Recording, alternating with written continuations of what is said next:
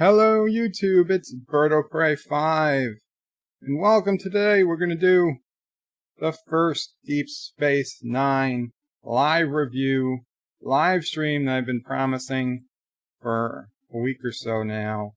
We are going to live watch, I'm going to live react to Star Trek Deep Space Nine, episodes 1 and 2, Emissary. Thomas Potts is first in the chat. He says hi, and I hear you. Welcome, Thomas. And just as I hit live and went on, I saw Trek Yard's notification. But you know what? It's okay. YouTube is big. There are plenty of fish out there.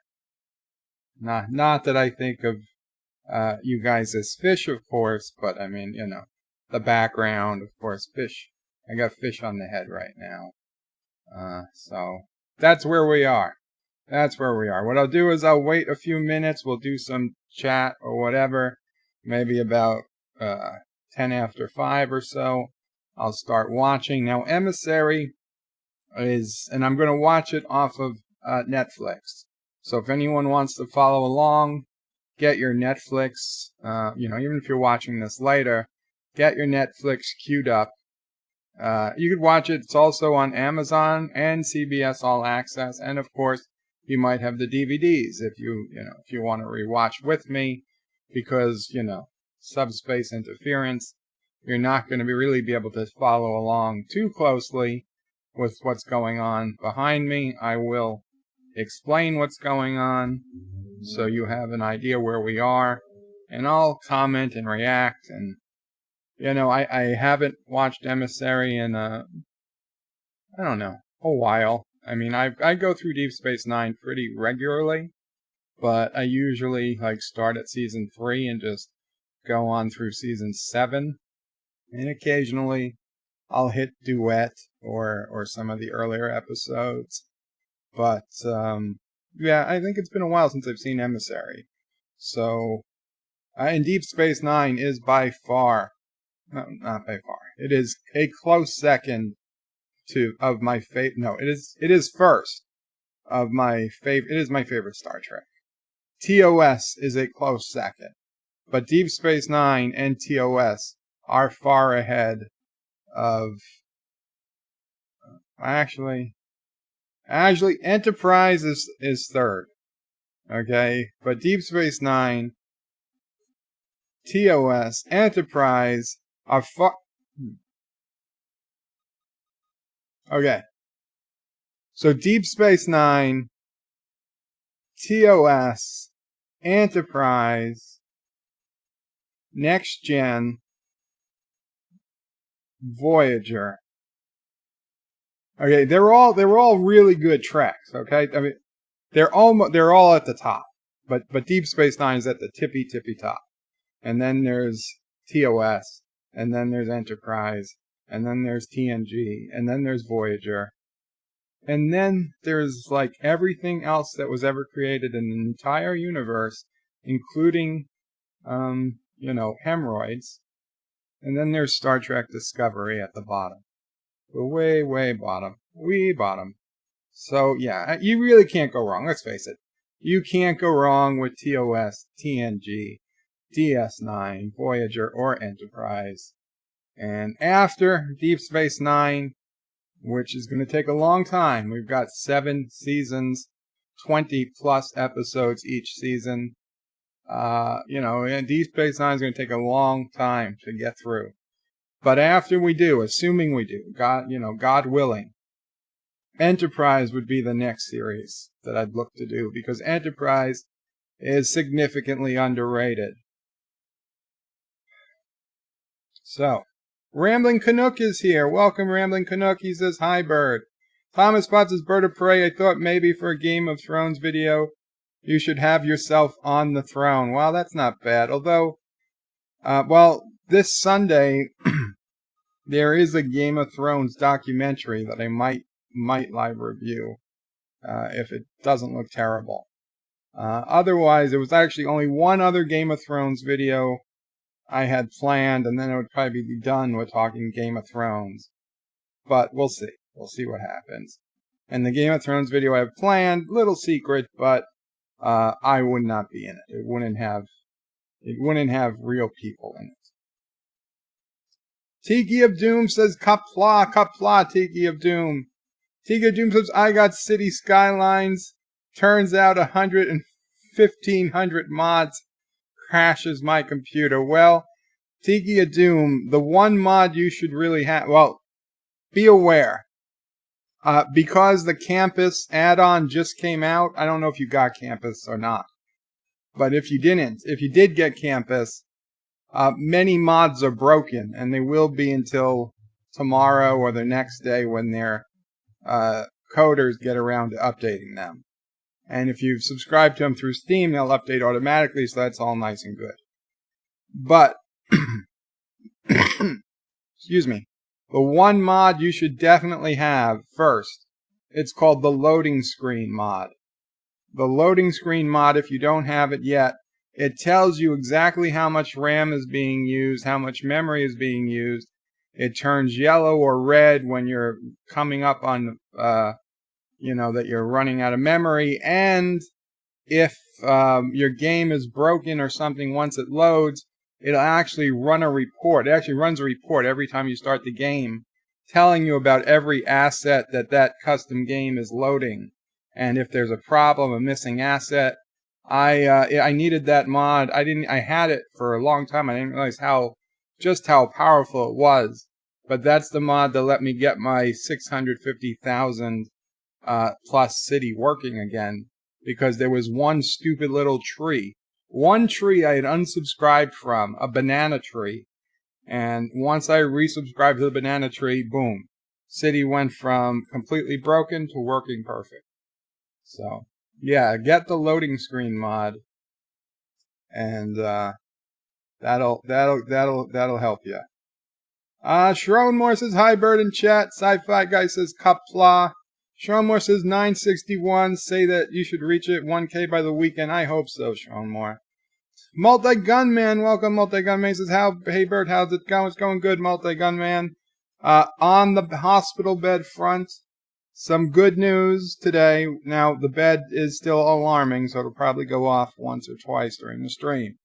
But we finally got an error code, and we called the technician who was here yesterday, who couldn't find anything wrong with it. He was a very nice guy, but he tore the bed apart. He said, listen, nothing is showing as wrong. But finally today we got an error code. We gave it to him. He called it in, and it is the exact part that I was saying is having the problem the entire time, which was kind of the seat cushion of the bed has been losing air. And finally this random error code, which was like 870670000, turns out it's a leak in the seat cushion. So they are sending a new seat cushion.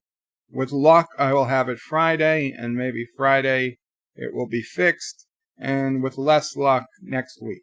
But either way, I will be so happy to get this bed fixed, because it, I said in my live stream, not live stream, god damn you YouTube, it wasn't live.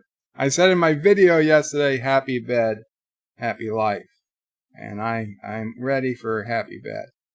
Happy bed. Not Ryan Johnson says, hello and Qapla, perfect timing. Now I have something good to listen to on the drive home. Very cool. Thomas Potts is 176 days. Well, Thomas, we're not going to do one episode a day. I don't think so. Josh Street says, Bird on DS9. There goes the station. Thomas Potts says, unless that counts 2-hour episodes. Well, the tough one's going to be the season premiere of season 2, because even though it's a 3-parter, they were meant to be watched back to back to back. So I might try to do all 3 of those episodes in one sitting. We'll see. We'll see. Josh Street says 39 more, and then Sassy and Mama Pray can kick Bird out of the house. Thomas says, I got campus. Some buildings are way too big. Marlena Monroe says, Qapla, Qapla, Marlena. Josh Street says, Bird, you can roll all Paradox games back to an older patch. Well, I don't need to, but other people can, but that's good to know. Kenwick says, Qapla, growing up, DS9 was on reruns Saturday afternoons. Not the best time for a serialized show. I'd probably get more out of it if they, out of it being now. DS9 reviews will be like me watching a new show. Well, that's cool, Kenwick. You should really, if you've got Netflix, Amazon, CBS All Access for God knows what reason, or can just find the DVDs cheap, get them, man, because it is a great show. It is a great show. Multi-Gunman, and I'm not going to be able to do it justice, but we'll try. Multi-Gunman says, I heard that there's going to be a spin-off of Game of Thrones and it may revolve around Arya Stark. Well, there's lots of plans for spin-offs and rumors and whatnot, so. DJ Odyssey, wow, DJ, your name is back to DJ Odyssey. Hail DJ Odyssey, and hail everyone, he says. Oh yes, everybody, switch on over to live chat if you haven't already. I did. I remembered. I remembered this time. Let's see, what do we got here? Shronmore says, Thomas Potts, they must be extra big to allow for safe spaces. Tiki of Doom sounds like a plan. Getting the loading screen mod right now. Yeah, it's a big help. Marlene, and you know, if you know how much RAM your computer has, so if you have 16 gigabytes of RAM and you're loading 12 gigabytes of assets, that's probably a problem. You know, maybe if you shut down every other program running, you can get away with it. But, yeah, you'd rather not get that close to your max. The top number is the actual RAM being used, and the bottom number is virtual memory. So I guess that's RAM plus hard drive space that it's using. So it needs that much free hard drive space for the game to work. Austin, welcome Austin, welcome back. Hey, what's up, everybody? Austin, we're just hanging out, getting ready, gonna start in a couple of minutes. Thomas Potts is lolling as Shronmore. Thomas says, I see the NYPD didn't get you yet for stopping subway trains. Thomas, I have a perfect alibi. I was home all day. I couldn't get out of bed. How could I have been randomly stopping subway trains across New York City? That's just crazy.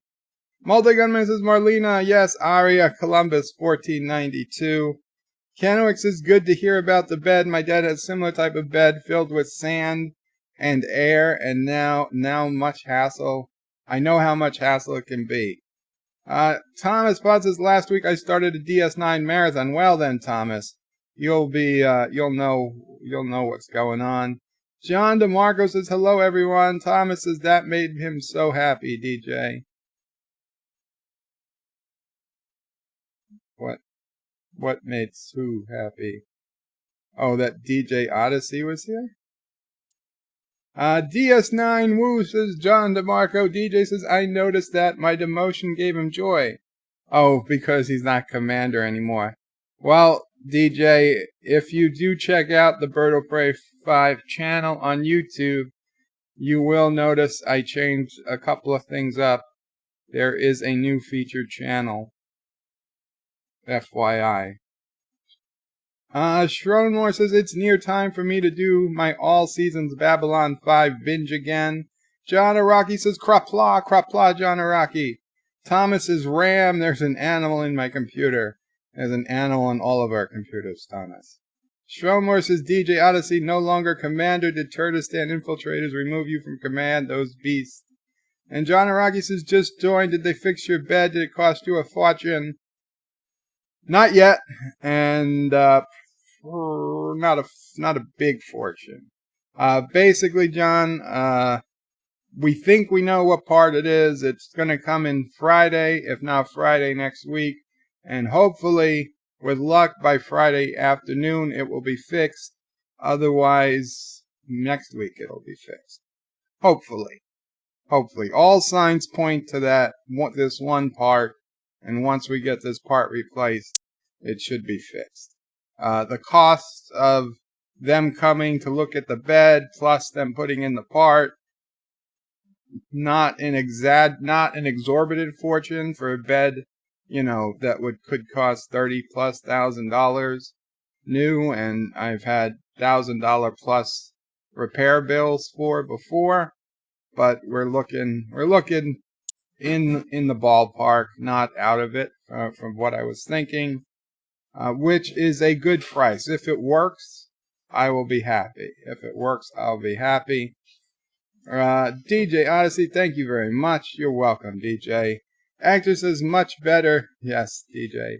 DJ says no, I just got demoted to make it easier for Bird to say my name. Well, thank you, DJ. Now I used up all my name changes for the next 90 days. Shronmore says, DJ, it is our imperious leader is cruel but fair. Chris Persa says, Qapla, Chris.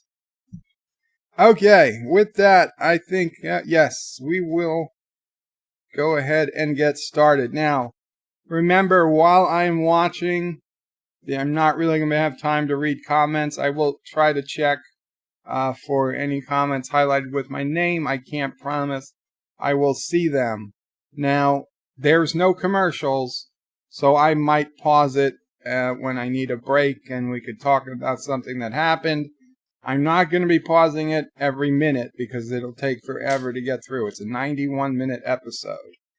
And just for safety's sake, there's going to be a lot of static. Heads up. It's going to be hard to watch. So again, if you have Netflix or Amazon or CBS All Access or your DVDs, I suggest you watch it with me on your own device. Listen and watch. But if you don't have anything, it will be behind me, similar to some of the earlier streams. And heads up, the very beginning of this episode, there's a wall of text telling everybody about how we got here. So I'll start off reading that text, and we'll go from there. We'll see how it goes. Tom Hector says, how does Joe breathe and talk underwater? Well, actually, I'm part fish. If you've ever seen Waterworld, you can't see, but I've got the little gills behind my ears. I don't know how that helped him talk, but, nobody's seen Waterworld, so it's fine. DJ says he's part Aquaman, and Thomas says clickbait again. No, it's not clickbait. I'm clearly saying live review, or live something. Yeah, live review, and this is not, okay. This is not for watching, but you can sort of watch. So, here we go. Let's see. I've got to, let me get it started first. Okay, let me turn on. I've got to turn. There we go. Okay, black screen. Nope, wait, stop. Where's the static?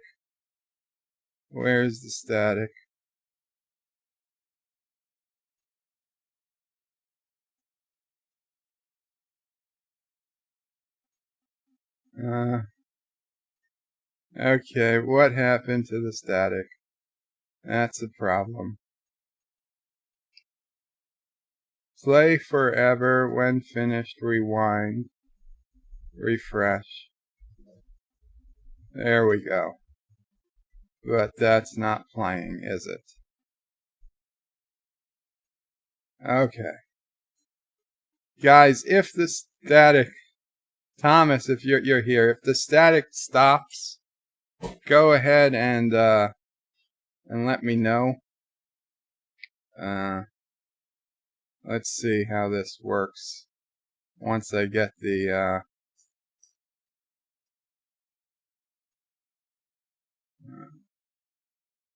Bird is awkward, lad.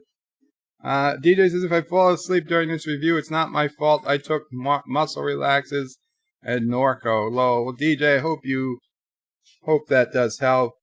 Multigamma says, Thomas Potts banned plus computer confiscation. Austin says, is it seriously that unknown? I loved Waterworld. No, it's not unknown, but for some reason, people hate that movie. They love to hate it. And I didn't hate it. I didn't love it. The Postman, I really liked. The Postman is, I think, the most underrated movie, which is another video I have ready to do. Yeah, Waterworld I was okay with. I didn't hate it as much as most people. Strongmore says, could everybody who's not already hit that like button? Thank you so much. Thank you so much. And don't mind me, I'm still watching at Gary's, but I'm listening here to All the Best. Yeah, Chris, I was listening to Gary right up until a minute or two before I started going on. So I understand. I get it. I wish I could listen to him while I do this. It's weird. But we can. I know it doesn't look like a lot right now, but thank you.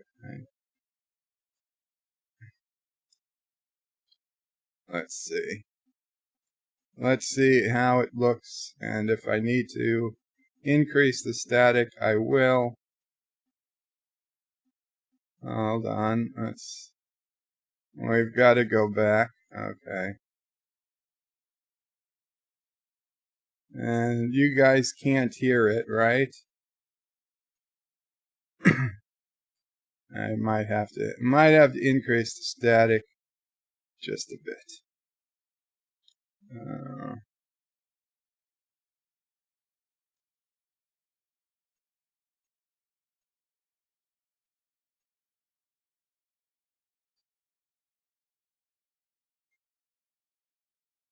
There we go. Let's try that. Okay, so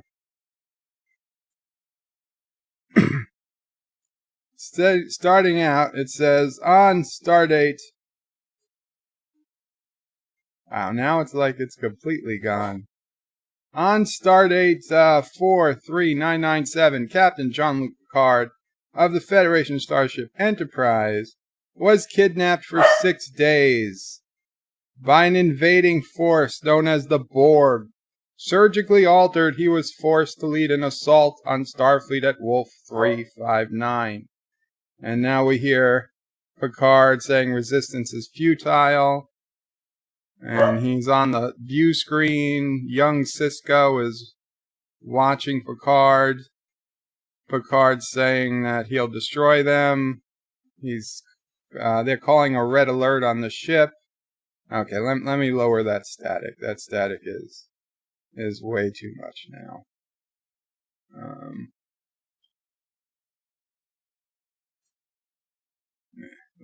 Let's try that.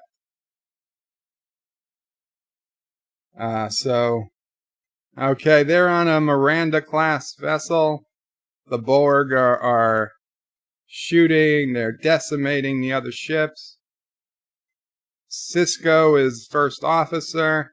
The captain's a Vulcan. A bunch of Federation ships are attacking the Borg cube. Picard, as a Borg Locutus, is looking around. Shields are being drained of Sisko's ship. Modulations having no effect of the shields. Shields have failed. Sisko calls for full reverse, which is a little weird. Both the captain and the first officer are giving commands. Really, one of them should be giving commands. You don't need both of them to be giving commands. Okay, a bunch of damage. Looks like the captain's dead. Somebody else is dead. Sisko is the only one alive on the bridge. Damage to the warp core. Okay, there's a second guy alive. There's a warp core breach. Direct hit. Basically, he's got to... Sisko is saying, get the civilians to the escape pods. Why are there civilians on a ship that are engaging the Borg? drop the civilians off. Okay, so damage to warp core containment. Cisco's looking for Jennifer. He's asking this woman who's hysterical, because women were still allowed to be hysterical in those days. Where's Jennifer? She doesn't know. Now Cisco's went into his quarters, presumably his quarters. There's a window, a force field. He can see out into space. Jake is stuck under some rubble. They got Jake out, and now he's looking. Jake does not look like he's doing good, but Cisco says he'll be okay. I guess he feels a heartbeat. There's Jennifer. Jennifer is stuck under a lot of metal. Cisco is trying to lift it, and of course, he's yelling, "Help me!" Somebody comes in, an alien comes in, not a particularly strong alien. He takes out a medical tricorder, and he's like, "Nope, she's dead." "Sir," he's like, "Sir, he's dead. She's gone. She's already gone." He's telling him we have to go. Cisco's like, "I can't leave her." And so the alien takes Jake and leaves Cisco behind. No, he gives off Jake to another guy, and now he's trying to pull. Yeah, he literally is pulling Cisco away from Jennifer's dead body, and Cisco is like crazy fighting. They get to the runabout. Cisco has resigned to the fact that he's got to leave. He gets on, not a runabout, a shuttle, an escape pod. It's a really big escape pod. It's a decent-sized shuttle, maybe. And he sees Jake. Jake is awake now. And yeah, it's an escape pod. They shoot out of the back. They shoot out of the back of the Miranda-class vessel. And Cisco looks out the back window, and he sees the ship get, vaporized mostly by the Borg, and that's it. I mean, Jennifer was dead. So now we go 3 years later, and we're on a holodeck. Well, we don't know it's a holodeck.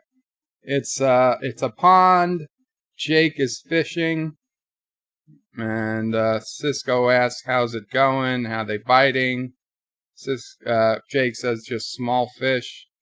And do we want to go for a swim?" And Cisco's saying, "It's time, we gotta go." And Jake doesn't want to go. And Jake's like, "Why can't we live on Bajor?" Cisco's like, "We're gonna live in a space station in orbit around Bajor. It's just as good." And Jake asks if there's going to be kids there, and Cisco's like, "Lots of kids," because he doesn't realize what he's getting into. And so Jake is kind of happy. There. Nice father-son moment. They're going to take the pond with us. And computer and program, because if you didn't know you were watching Star Trek yet, now you did. That was the holodeck of this ship. And we see for the first time Deep Space Nine outside the window of this Federation ship, which I will say, this window is in a hallway. This window is in a hallway, so not all Federation ships have windows only on the outside. Okay, so we're at the intro. We're at the intro of the show. Now, I don't know if you probably know, but if you didn't notice, the thing about Emissary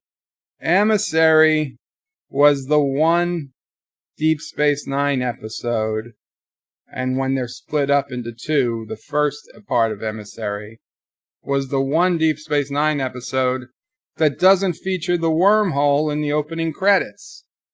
They were going to have the wormhole in the credits, but one of the top people, I don't know if it was Stephen Ira Bear or Rick Berman, are like, "Hold up. We can't show the wormhole because," even though everybody knew the show featured a wormhole,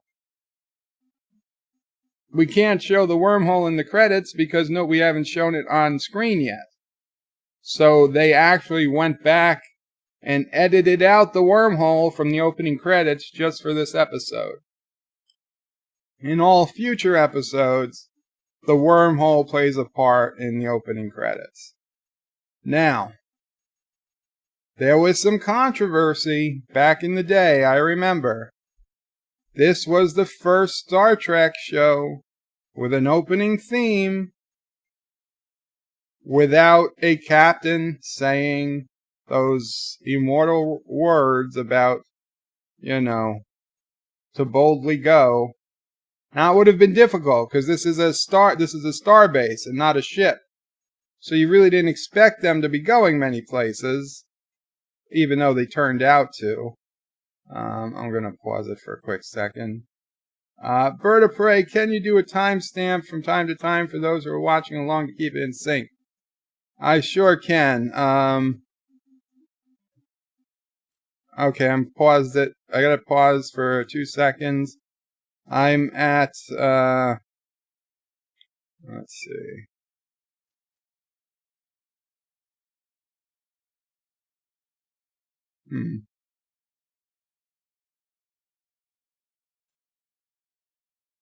Okay, there's exactly an hour and 23 minutes left. If you're on Netflix, there's exactly an hour and 23 minutes left from this point. Now, I haven't hit play yet.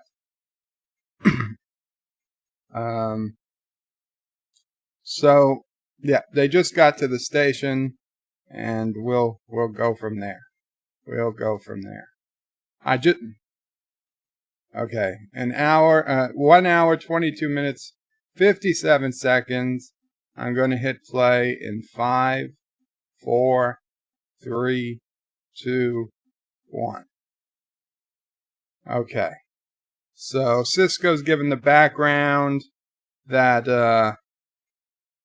due to the Bajoran Provisional Government has requested the Federation, and we're seeing a totally wrecked station. Everything's messed up. And we've got Sisko and O'Brien and Jake coming through the airlock.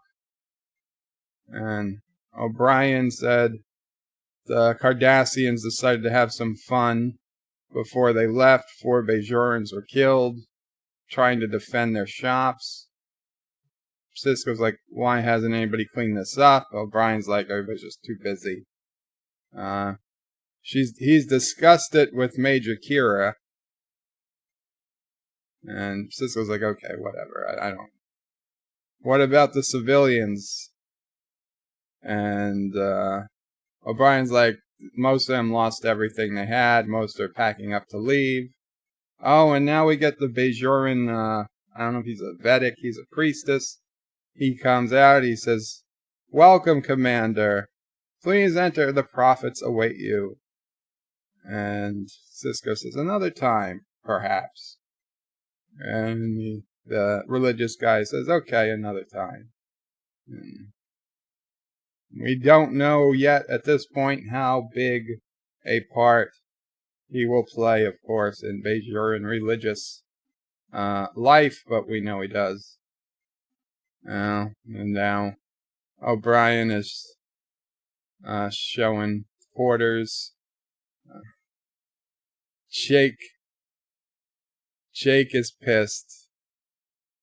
Jake is saying there's nothing to sleep on in here but a bunk on the floor. And now O'Brien says to Sisko, oh, it reminds me, Captain Picard wants to see you. And Sisko basically ignores it. And Jake is annoyed about the food replicator.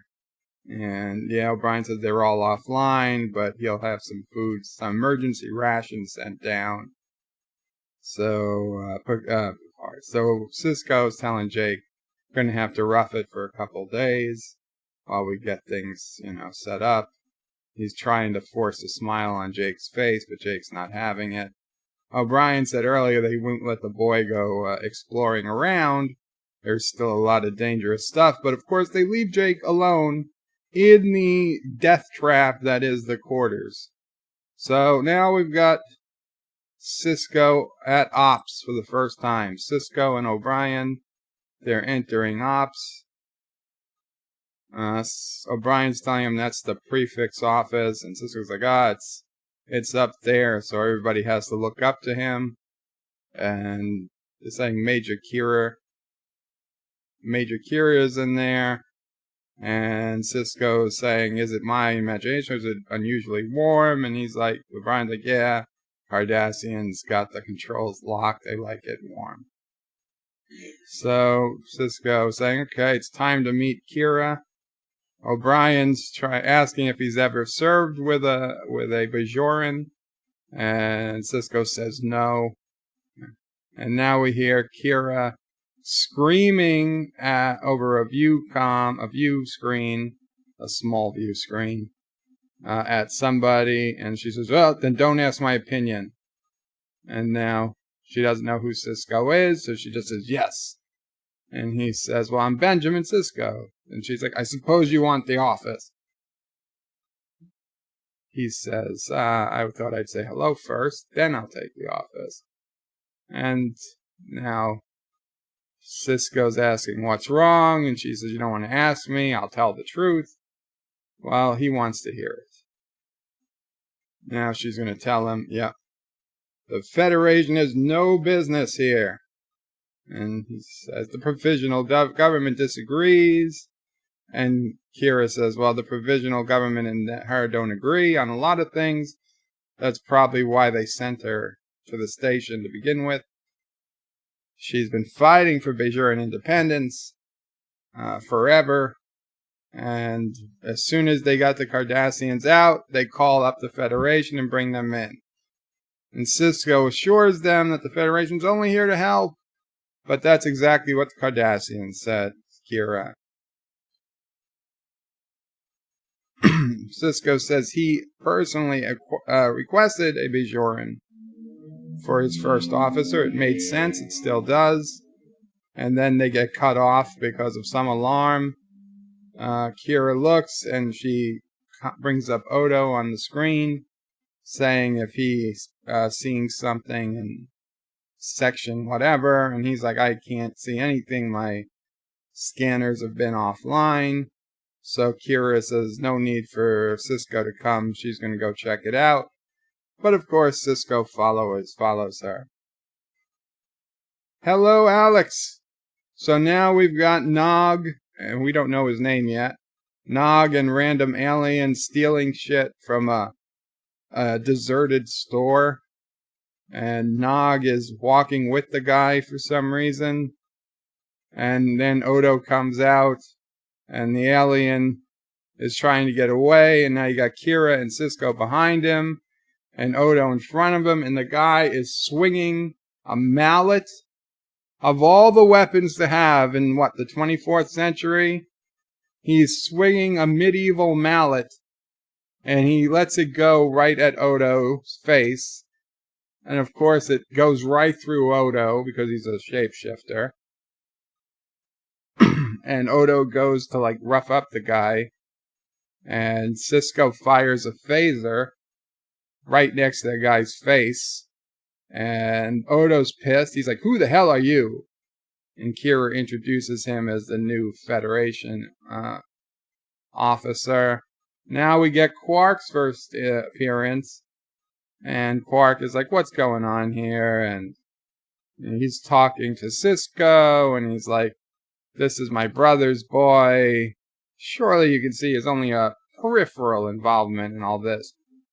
They're scheduled to depart tomorrow, just take him, just let us take him, and he'll be severely punished. And Cisco tells Odo, take him to the brig. Which was a little unexpected. And now Kira says that Quark probably sent them both to steal the ore sample to begin with. And Cisco's saying, well, it's an old Ferengi legal tradition called flea bargaining, as if flea bargaining no longer exists in the Federation. And Sisko's like, I want something from Quark, but I'll give him what he wants, but I want something from him. And now O'Brien called and said that, hey, Captain Picard is still waiting for you. And like O'Brien's like, how the hell are you leaving Captain Picard waiting? So now we get the moment that caused half of the viewing audience probably to shut this off the first time. Picard and Sisko shake hands, and Sisko opens with, "It's been a long time, Captain." And Picard's like, "We've met before." And Sisko says, "This is it. This was where they turned out. We met in battle at Wolf 349. And Picard turns around, dumbfounded. He sits down. He goes to all business mode. "Have you been briefed on the whole situation?" And Sisko basically tells us about what happened to Bajor, how they've been occupied by Cardassia for 50 years, how they, stripped the planet of everything useful.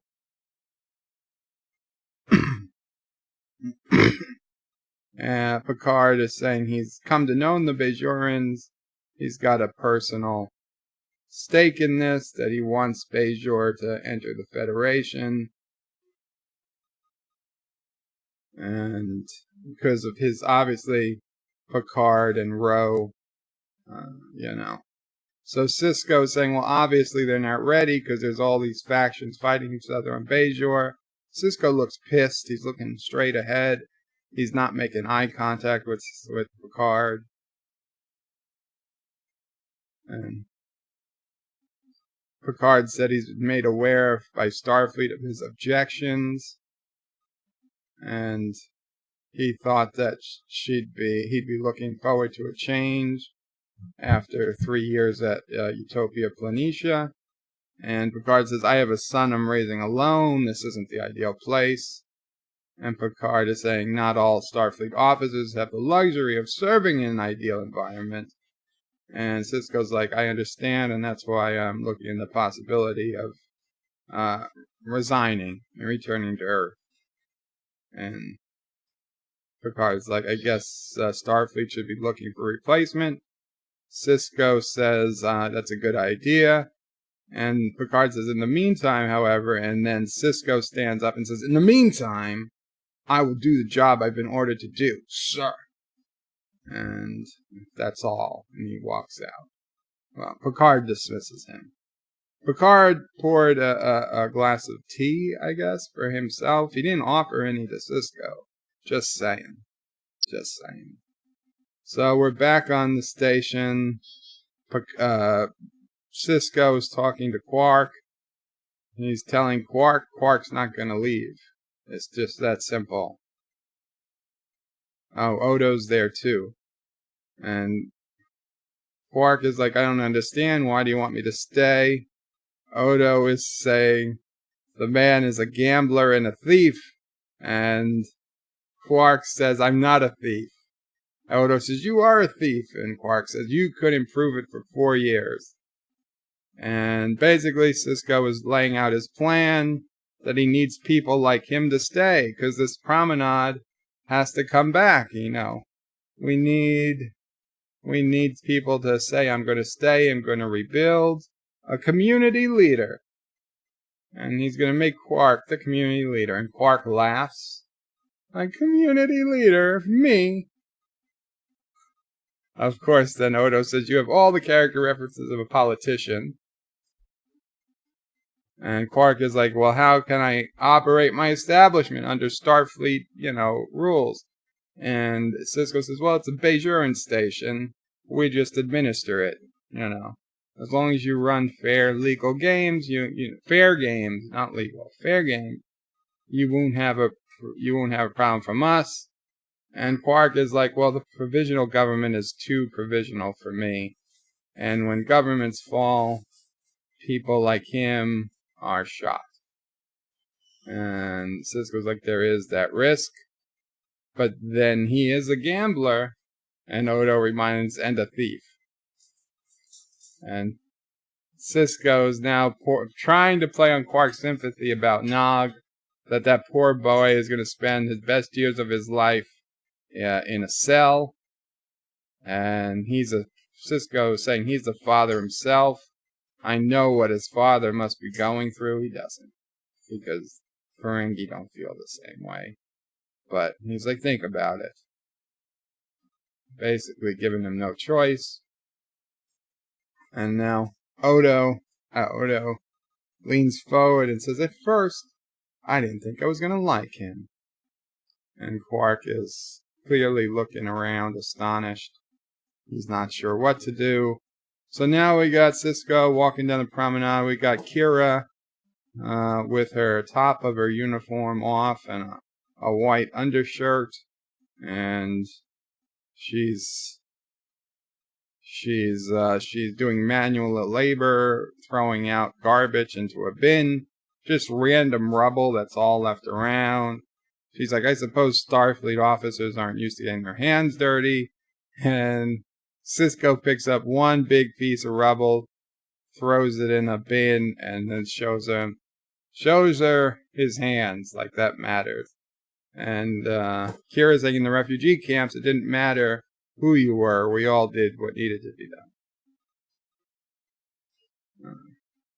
Cisco tells Kira that he just spoke to Quark.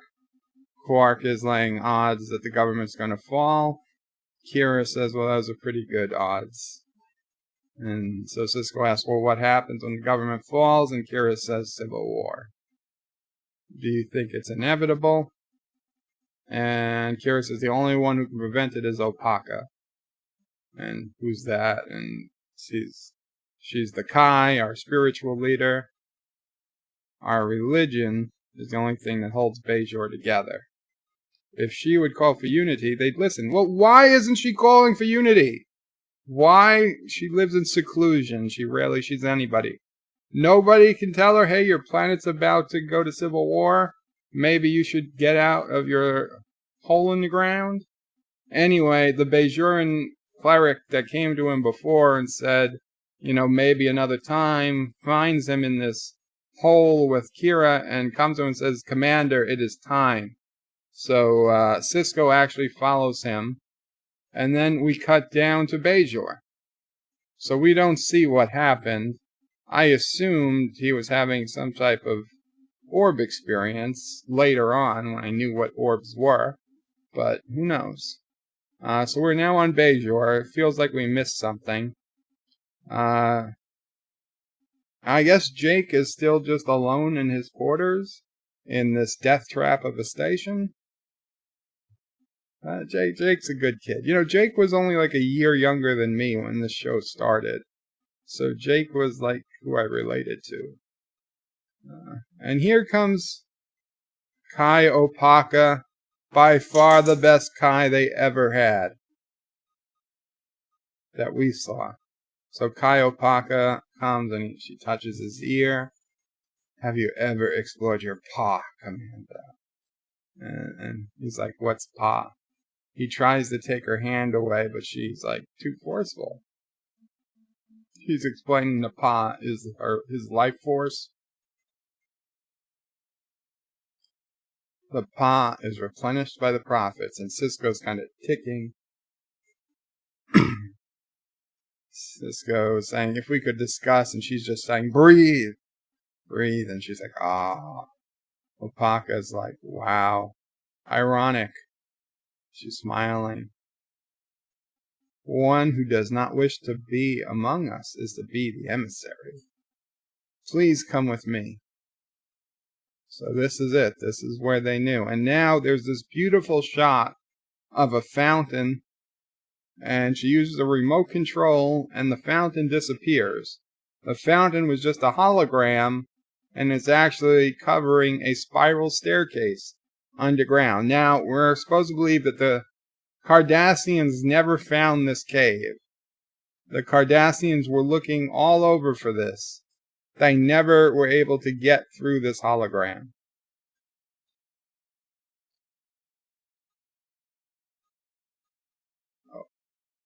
Opaka is saying she can't give him what he denies himself.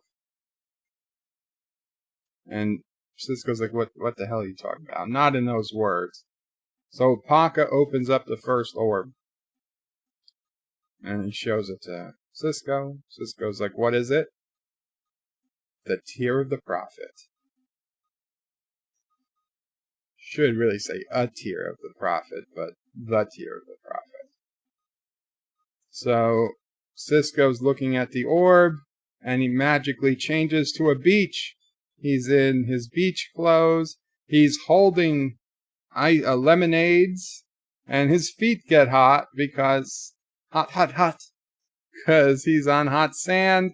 So he runs over to a towel, and he pushes sand up on Jennifer's back. Of course, Jennifer doesn't know who he is. And she's like, I'm sorry, did we meet at George's party? And Cisco's like, George?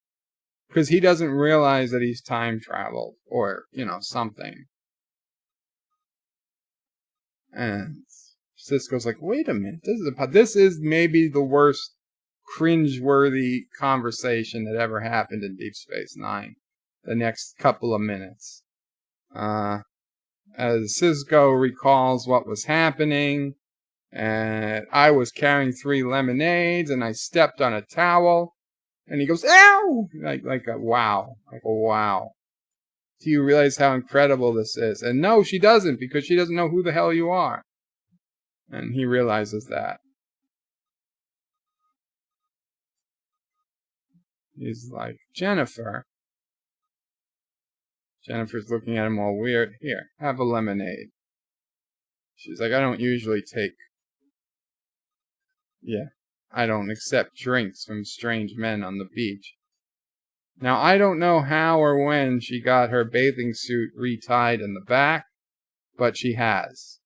When he got there, her bathing suit was untied. She was face down, trying to get a tan with no tan lines. But now it's all good. So they're walking on the beach, I guess by the water, the sand's cooler. She's like, tell me the truth, have you met before? And Cisco's like, no.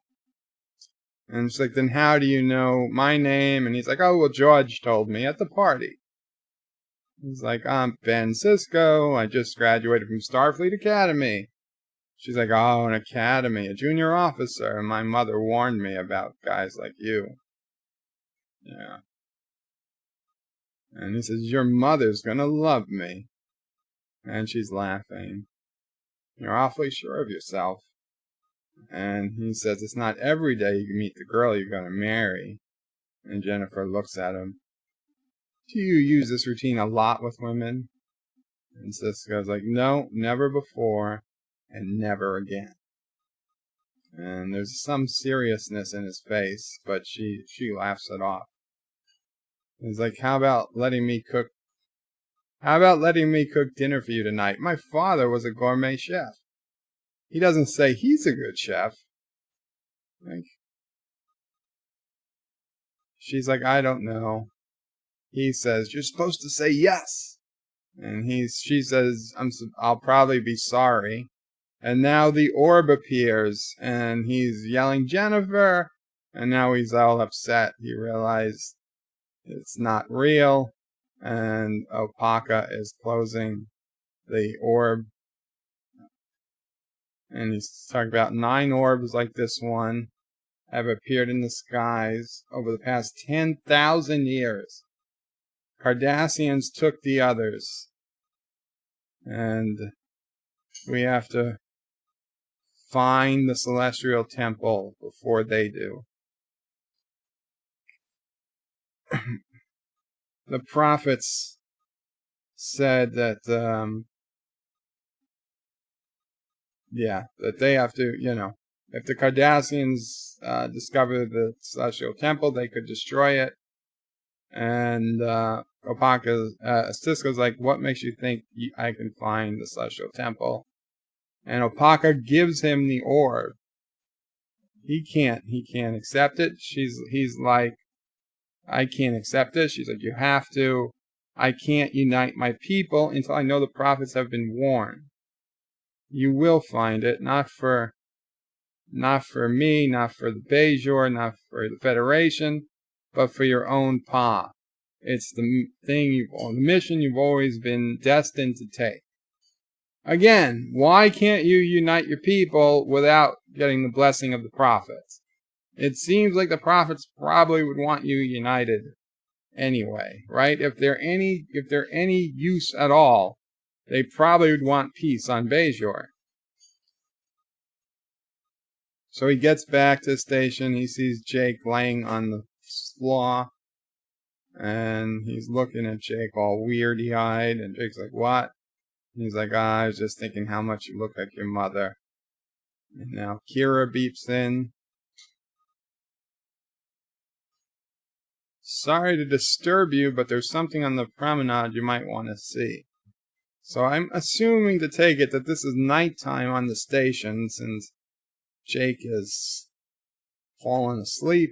It's like he got back from Bejor. Now I know time is relative, but, not time is relative, but time zones here are obviously in play. But it looks like the middle of the day on the promenade, or perhaps it's just a busy night. But Quark's bar is up and running. People are playing instruments that we'll never see again.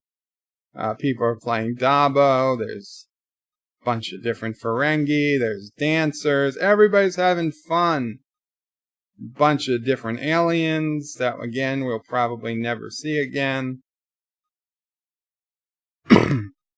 Guys are leading women around.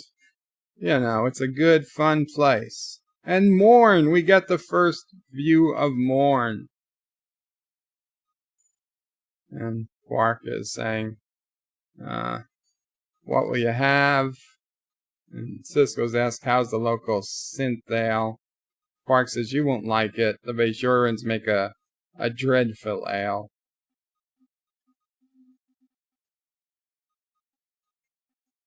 Oh, he says, never trust something for Bajoran who has ale, or a Starfleet commander who has one of your relatives in jail.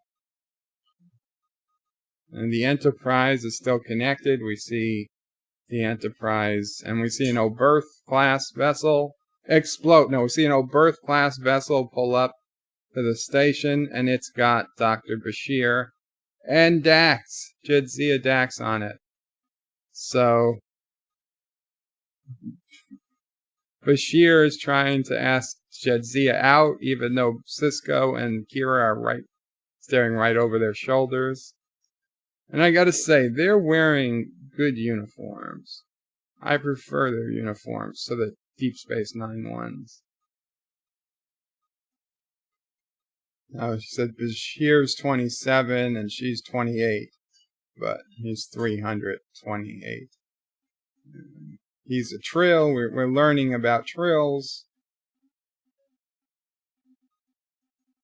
And Sisko's like, I wonder if he'd be as interested if you looked the same way the last time I saw you. She's saying, I'm still the same old Dax, more or less.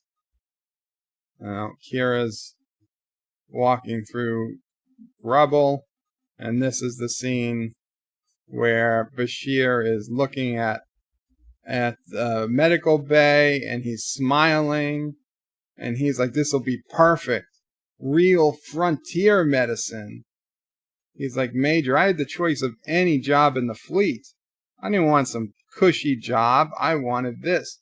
This is where heroes are made. The farthest reaches of the galaxy. This is where the adventure is. And right here in the wilderness. And now Kira looks at him and says, this wilderness is my home. And now he's all defensive. He's like, a lot of people died here. You can make yourself useful by bringing your Federation medicine to the natives. You'll find them a friendly, simple foe. So he got off on the wrong foot with her. So basically, Cisco is talking to Dax about the orb. He showed her the orb, and that he needs Dax to figure out from the orb where the Celestial Temple is, and that basically the Cardassians have aided them, and they're probably working on it. So you really have to work fast. Now Jadzia is saying she was happy when she heard that he accepted the assignment, and for the first time Cisco says, good to see you too, old man. So now Dax is having the computer try to figure out where the orbs are by having the computer go through 10 millennia of records, which is going to take 2 hours to complete, says the computer. Now Jadzia is staring into the orb, and now she touches it, and now she has an orb experience, and we see the flashback to when she received the symbiont from Curzon Dax. And we see we see Jadzia looking, and now we see Curzon being an old man who's smiling as they remove the symbiont from him. He will die momentarily, but he's so happy that he gets to pass on the Dax symbiont to Jadzia. And literally, as they pull it out of his body, you see his eyes closed. So it kind of looked like instant death. Now, they're putting it into a pocket, which she seems to just have. It doesn't look like they cut her open. It seems like a natural orifice trills just have. That they just let it climb on in, which is kind of freaky. And then the orb experience ends. And Jadzia is very, very happy to have had that experience.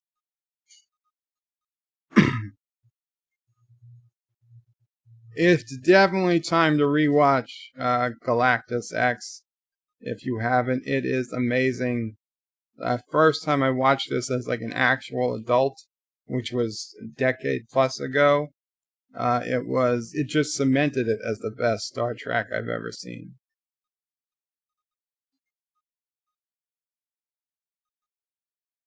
Not everyone gets an orb experience. Okay, so now O'Brien is on the Enterprise, giving it one last look, and some woman comes up we've never seen before, says, "Captain's in the ready room, Chief. Should we tell him you're here?" And he says, "No, it's okay. Don't bother him." And Chief goes to the transporter pad. It's just one woman in there, and he says, "Transport me down to Ops." And Picard comes in, and he says, "I understand I just missed you on the bridge. I didn't want to bother you," O'Brien says. And Picard dismisses the ensign who was operating the transporter. And Picard said, "This was your favorite transporter room, wasn't it?" And he said, "Yep, number 3. He said, "Just yesterday I called down here and asked for you without thinking. Well, now you know I'm a magnificent engineer and not just some transporter operator that a goddamn ensign could be doing. Maybe you should have given me a chance." So O'Brien says, "Permission to disembark." Of course he didn't say those things, but that's what he should have said. So now Captain Picard will operate the transporter for him as a final, thank you. And O'Brien says, "Energize," and Picard sends him to Deep Space Nine, and with a look of caution. He knows that life is coming over, and the Enterprise departs Deep Space Nine for the last time. So now we get the Deep Space Nine view screen, and we see a Cardassian ship, and it's a message coming in from the ship, and it is Gul Dukat. And Kira says Gul Dukat was the prefect here. he's saying that he's asking to come aboard, and Sisko is saying, I look forward to meeting him. And we get our first glimpse of Gul Dukat. Obviously, he was in that TNG episode, but his name was different. Now he's Gul Dukat. He says, hello, Commander. And Sisko stands for him. And Dukat said, this was my office only 2 weeks ago. I'm not used to being on this side of the desk. I'll be honest with you, Commander, he says. I miss this office. I was not happy to leave it. Sisko says, drop by any time you're feeling homesick.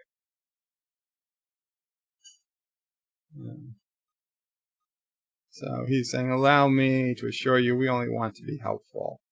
You're far from the Federation fleet, alone in this remote outpost. Poor defenses. Your Cardassian neighbors will be quick to respond to any problems you might have. And Sisko says, we'll try to keep the dog off your lawn, because of course that will translate well. So Dukat says, so what did you think of Qapla? I know you went to the surface to see her. I understand you brought back an orb. We thought we had all of them. Perhaps we could exchange information, pool our resources. And now Sisko's pissed. I don't know anything about an orb. And Dukat says, we'll be in close proximity if you choose to reconsider. In the meantime, I assume you have no objection to my men enjoying hospitality of the promenade. And Sisko shakes his head no. How about yes, I do have a problem. You were just here raping and murdering people 2 weeks ago. Get your ass off the goddamn station and don't ever come back. How about that? 2 weeks. 2 weeks is not enough for the Bajorans to be okay with the Cardassians coming back on the station. So now Dax is talking to him about the Celestial Temple, that she found these things about the heavens opening up and nearly swallowed his ship. So five orbs were found in the Dolorius Belt, the Norius Belt, and 23 navigational reports over the years of neutrino disturbances. So basically, something is effed up. Something's wrong with that area of space. So that's where they got to go. She plotted a course. She plotted points of all these things. And there's like 50 dots, maybe 20 dots. But there's one area where they're all concentrated. So that's where they need to go. So Sisko's like, well, we need to go there, but there's Cardassians everywhere. We need to do it without them knowing. And, well, you know, maybe if you had invited them on the station, they would have hung back a little. So we see Morn leaving the bar. Oh, Kira's coming into Quark's as a ruse to get the Cardassians. I don't know. Kira is closing down the bar. And Quark is like, you can't do this. And Miles is all tough. Like, if you have a problem, you can take it up with Commander Sisko. Quark is like, I intend to. And he's going to have all the Cardassians and saying, friends, my apologies, it's a misunderstanding. And he's ordering his staff to give them something to put the winnings in. And the Cardassians are going to quote about, oh, maybe because we were winning too much. And it does look like they were winning a hell of a lot. Honestly, I'm surprised Quark isn't happy. Although I guess he wants his chance to get his money back. So they're still in orbit of Bajor, of course. So we see Bajor outside the station. Like, why are they, it's even worse that they're in orbit of Bajor and the Cardassians are still coming. Oh, that's what they did. Okay. So they gave the Cardassians a bag to put their winnings in. And the Cardassians came aboard their ship and put the bag in a storage locker. And it turns out the bag was Odo. So Odo now turns into, slime and comes through the vent. And for reasons, he turns into a full humanoid to walk around.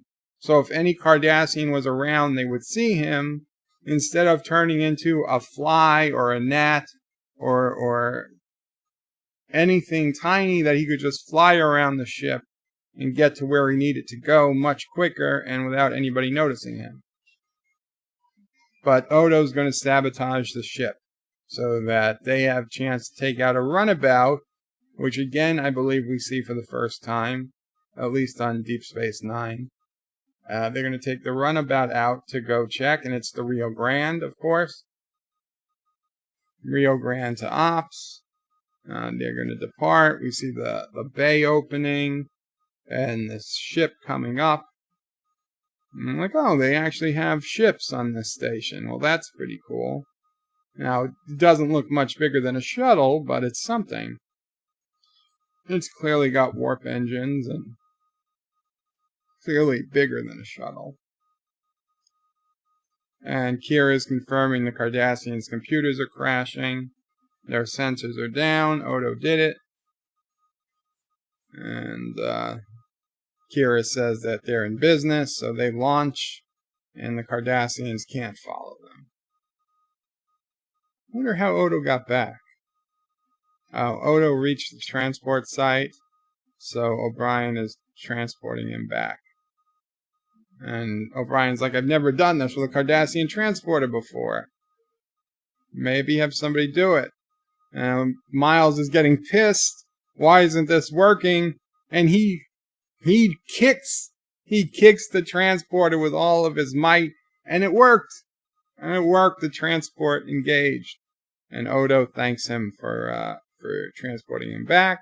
Like, thank you, and goes on his business. So, yes, Cardassian technology works. It responds to physical violence, which is cool, because I prefer my technology to respond to physical violence. It's much more enjoyable that way. When you're smashing a computer around and it just breaks into pieces, that only makes you more angry. But when you smack a computer around and it actually starts working, you're like, good, I did good today. Okay, so they're flying to the, what's going to be the wormhole. And there it is. The wormhole opens for the first time, and they fly right in. And we get this kind of psychedelic looking effect inside the wormhole.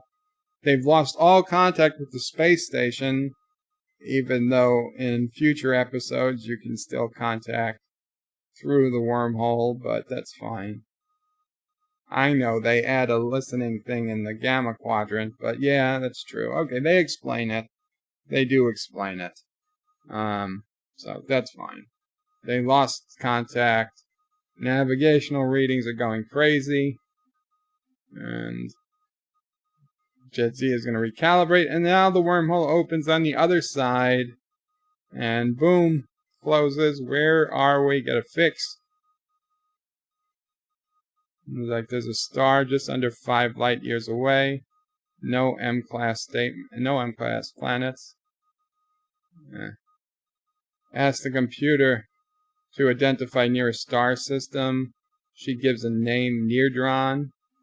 And she's like, Cisco's like, that can't be right, because he knows the name of every star in the Gamma Quadrant. And Cisco's like, we're in the Gamma Quadrant, 60,000 light years from where we were. And Cisco's like, could this be where the orbs are coming from? Dax is like, that's not unreasonable.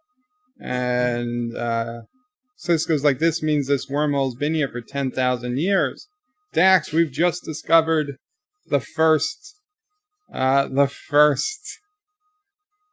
stable wormhole known to exist.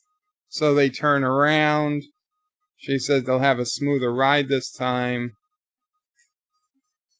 But now they're slowing down.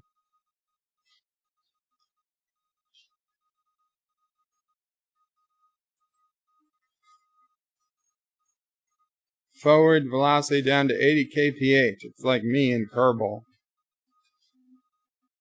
Disengaging engines. 20 kph. I'm reading an atmosphere outside. Even though it's clearly space, now it turns white. All white. Capable of supporting life. And they just touched down. We've just landed. And Cisco's like, on what? So he goes to the door, he opens the door, no suit on, no anything. I mean, it said there's atmosphere. Cisco goes out the door and he sees this demon world with lightning, and it's black and darkness and rocks, jagged rocks and cliffs. Not unlike that world in Star Trek V that God was on.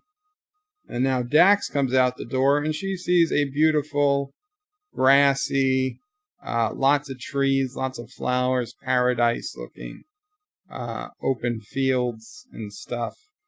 And they're both standing next to each other. And Cisco's seeing his demon world. And Jadzia's saying it's beautiful. And Cisco's like, you're nuts. And Jadzia's like, this is the most beautiful place I've ever seen. And Cisco's like, we're standing on rock face. There's storms. And Jadzia's like, it's clear as a summer's day. And now an orb appears. And they both see it. So Jadzia picks out her tricorder. And the orb is scanning Cisco. It's probing us. Cisco's like, somebody's idea of shaking hands. And now the orb runs away. It leaves at a fast pace. Oh, and it's back. And Cisco is talking to the orb. I am Commander Benjamin Cisco. And now they both got shot backwards. Cisco falls into his rocks. And Dax falls into the grass. But now Dax's world is turning into Cisco's world, and now Dax just completely disappears. Looks like she was absorbed by the orb or something. So Cisco's on his back. He looks like he's in pain. The land around him is ripping itself apart, but the cracks are pure white. Pure white. And he's laying down on the ground with pure whiteness. And now you just see his face surrounded by pure whiteness, which is kind of weird.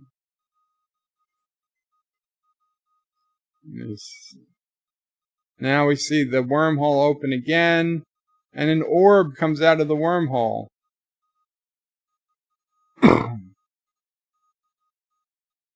Scanners are picking up an object, but it's not a ship. Major, there's something inside it, says O'Brien, some kind of life form. And they're saying the Cardassian sensors are probably picking it up. And Kira says, yellow alert, beam it aboard, but put it in a level 1 security field, because security fields always work. So it's an orb, and the orb turns into Jadzia. It just turns into Jadzia. Do they question whether it's really Jadzia? No. At least they don't do on camera. Apparently Jadzia is just going to fill them in on what happened. So Cisco's back in White World. He's seen flashbacks of Jennifer, flashbacks of a baseball game, flashbacks of Kai Apaka, flashbacks of Jake being born, and more of Jennifer. And now Jennifer is saying it's corporeal, a physical entity. And now Picard is there. He's saying it's responding to visual stimuli and auditory linguistic communication. And Sisko's asking, are you capable of communicating with me? And Opaka is asking, what are you? He says, my species is human. I come from Earth. And now Jake is looking like Earth. What is that? And Jake is in the simulator, the holodeck, fishing again. And Sisko's doing his best first contact speech, that we come from very different places. It's going to take time to understand each other. And Jake asks, what is this time? And like Sisko realizes, shit. Now I've got to explain time to entities that have no idea what time is. Back on the station, Kira is getting ready to launch a rescue mission. Dax is saying it's no ordinary wormhole. Her analogy suggests it's not even natural. She was like, not natural? You mean it was constructed? Well, that is the definition. And she's saying whoever made the orbs probably created the wormhole. And now the Cardassians are headed to the Denorius Belt. So now Kira has the great idea. What would it take to move the station to the wormhole? And he says, this isn't a spaceship. And he's like, we have 6 thrusters, blah, blah, blah. It's just not going to work. And Kira is like, this has to be there by tomorrow. And she's like, we need this. This is the biggest thing ever. Bajor has to stake a claim to it. And Dax is saying, well, can't you do this tech talk to create a subspace field? It'll make the station lighter. And that should make it easier to move. And O'Brien is saying, in theory, it would make it easier to move. And Dax is saying we're still going to need help from Starfleet once we do this. And O'Brien says the Enterprise is still the closest starship closest starship. So they're going to advise them to come back, I guess. Now, Odo doesn't like what's going on, I don't think. He looks at Kira. And Odo is saying, this is a security matter. I'm in charge of security. Kira is saying, you're in charge of security on the station.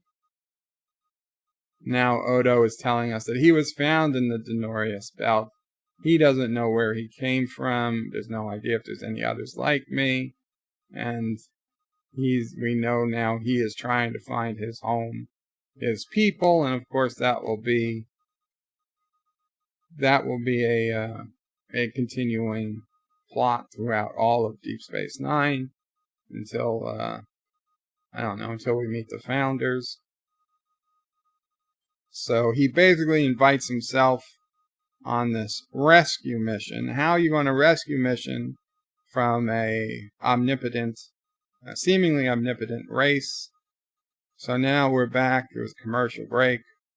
We're back in the wormhole, and they're saying the creature must be destroyed before it harms us. And Sisko's saying, I'm not your enemy. He says, you contacted me with your devices, with your orbs. He says, we seek contact with other life forms, almost as if they never meant to send the orbs to Bajor at all. They were seeking out more life forms like themselves, which doesn't really jive with what the history of the prophets are later on. So Sisko's saying, I don't understand the threat I bring to you, but I'm not your enemy. Allow me to prove it. So they're like, how can you prove it? And Sisko's like, it can be argued a human is the sum of their experiences. And like, what the hell our experience is. And he's like, memories, things from our past, things that happened. And they don't understand what past is because they don't understand time. But he's going to try to explain. Now, they're saying what comes before now is no different than what is now or what is to come. It's one's existence. And Cisco's like, so for you, there is no time. No linear time. And now they're asking, linear time? What is this? And he's saying that species exist at one point in time. And once we move on, it's gone. All that is yet to come doesn't exist yet. That says that's the nature of linear existence. And they're not really buying it too much, but they're listening. Okay, so we're back at Deep Space Nine. The subspace field, which is visible, has been established. So they got a partial field only. So now they're ready to move the station. The computer is saying that procedure is not recommended, but O'Brien is arguing with it, like I argue with Alexa often enough. Cancel. Sorry, I didn't find a device named Office. Cancel. I'm not quite sure what went wrong. I don't care what went wrong. So they're moving the station. 2 or 3 thrusters are working, and they're moving. Instability at 21%. They're going to tear themselves to pieces. Well, no, we know you're not going to destroy the space station on the first episode. Even Game of Thrones didn't destroy Westeros on the first episode.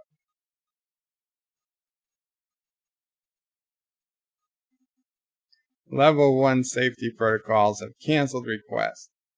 O'Brien's pissed. Just hit something again.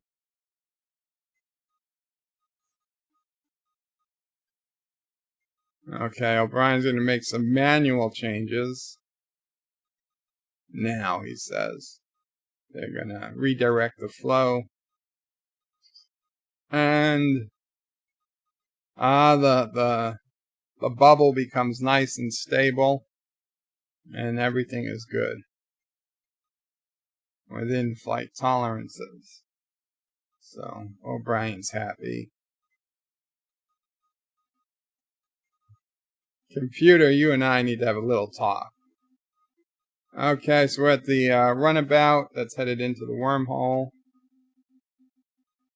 The Cardassian warship is in visible range. They put it on screen, which of course is a little monitor, runabout.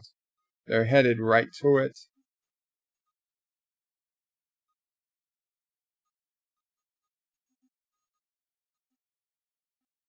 Bashir was talking about they should gotta listen to reason. Of course they're not. Odo says nobody knows reason. Kira just brought Gul Dukat up on screen and says that we know you're headed for the wormhole. He said, what wormhole? She says, I strongly suggest you don't proceed. We've encountered a hostile life form inside. And Dukat's like, well, maybe it'll be less hostile to us. And Odo is saying, you should listen, they're trying to save you. And Dukat's like, so you're telling me these aren't the life forms that made the orbs, and that Commander Sisko is not negotiating with them right now. Now, it is kind of amazing how Dukat knows that Sisko was the one that didn't come back and all this stuff. Maybe he really does have spies on the station. So now we see Sisko laying on the beach, and Jennifer is saying, Jennifer. Oh, not the beach. It's a picnic. And Sisko saying, yes, that was her name. And the prophet that looks like Jennifer is saying she was part of your existence. And Sisko's trying to say she was, but she died. lost her. How could you lose her? What is this? In a linear existence, you can't go back to the past to get something we left behind. Talk preview of the final episode's title? Who knows? And the prophets are saying it's inconceivable that anyone could live in such a matter. You're deceiving us.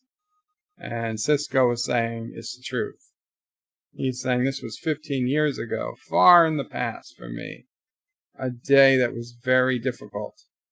A day that shaped everything to follow. It was a day, I think this was the day he told Jennifer he was going back to Starfleet.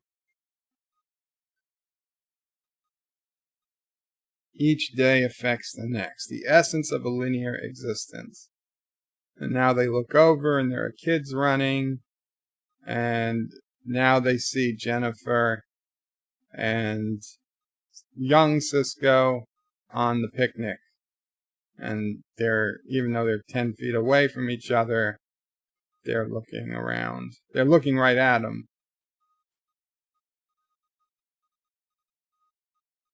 And Jennifer, real Jennifer, is saying, I heard Starfleet officers don't want kids, because they, families are not a waste of time, are hard to manage. And Cisco's like, it's hard to find somebody willing to raise a kid on a starship. Which is true, because you'd have to be an idiot to raise a kid on a starship. So now the prophet Jennifer is kissing her fingers to see if that's like a thing. And Cisco is saying as corporeal entities, physical touch is pleasurable. And she's like, what is this? And he's like, good feelings, stuff. He's having a hard time. He's like, but this is your existence. It's more difficult than any other memory. Oh, they're looking at Jennifer dying. And he said that this was the day that he lost Jennifer. It's more difficult than any other memory.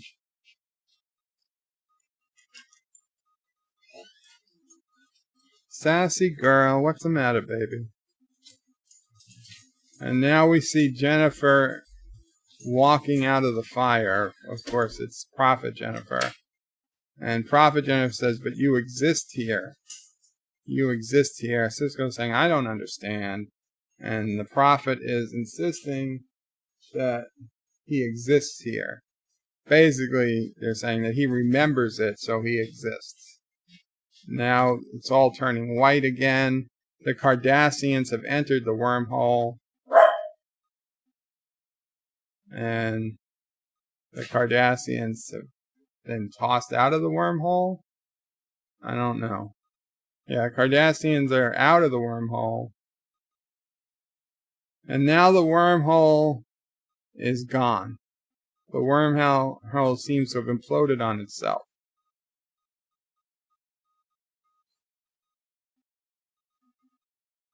They don't know what to do. Just as the runabout was approaching the wormhole, it disappeared. Cisco is like, what just happened? And the prophets is saying, more of your kind. He said, another ship in the wormhole. And they're like, what the hell's a wormhole? They're saying they've terminated the wormhole. Our existence is disrupted whenever you enter the passage. The linear nature is disturbing us every time you come through. So, how can you take responsibility for your actions if you don't know what they're going to be? And Cisco's like, well, we use our experiences to judge. This is one of the more boring parts of the episode, but it's still a far better episode, better episode than than TNG. And he's talking about Jake, the child with Jennifer. They're constantly moving along different parts of his life. And they're like linear procreation, the sound of children playing, a baseball bat. They're saying baseball is aggressive and adversarial. And they're saying this is confrontational, aggressive. They're like, what's baseball? And he's trying to explain baseball. I throw this ball to you. This other person stands between us with a bat. He tries to hit the ball in between the foul posts. They don't get it. The rules aren't important. What's important is, and that's when he has a little epiphany, it's linear. Every time he throws the ball, 100 different things could happen. Could swing and miss. You could hit it. You never know. You try to anticipate, set a strategy, best you can. In the end, it comes down to throwing one pitch after another and seeing what happens. Each new consequence, the game begins to take shape. And the prophet says, and you have no idea what that shape is until it's complete. Until it takes shape. And Cisco's saying it wouldn't be worth playing if we knew how it would end. And the prophet Jake says, so you value your ignorance on what is to come. And Cisco's like, it's the unknown that defines our existence. We are constantly searching, not just for answers, but for new questions. We're explorers. We explore our lives. We explore our lives day by day. Isn't that a soap opera? He says, that's why I'm here. We're exploring. We're not here to conquer you with weapons or ideas, but to coexist and learn.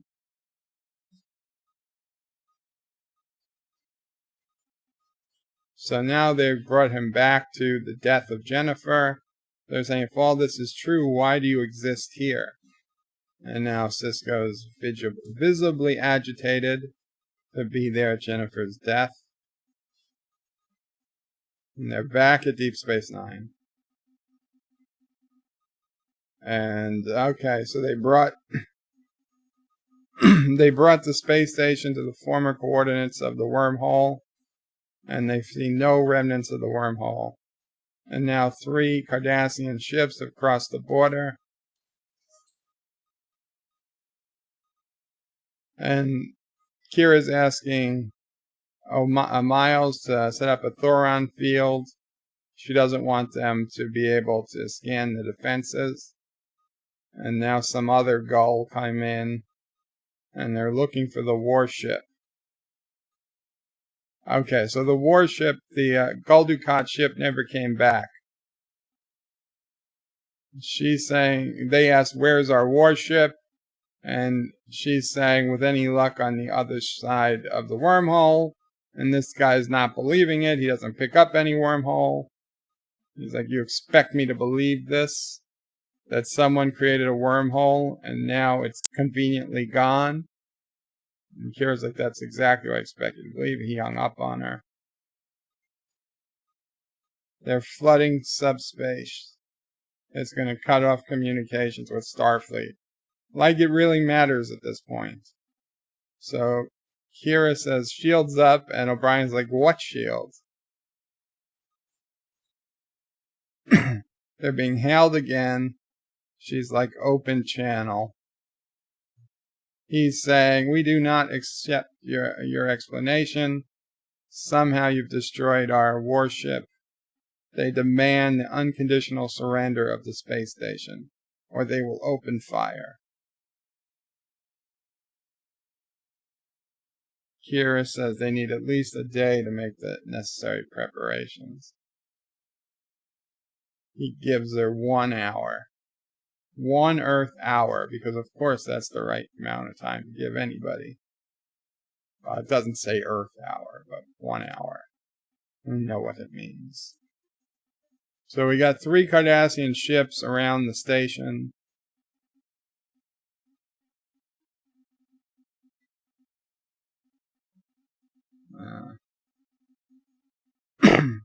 O'Brien's saying he can transfer power to put shields around critical areas, but the docking station is going to take a lot of damage if it gets hit.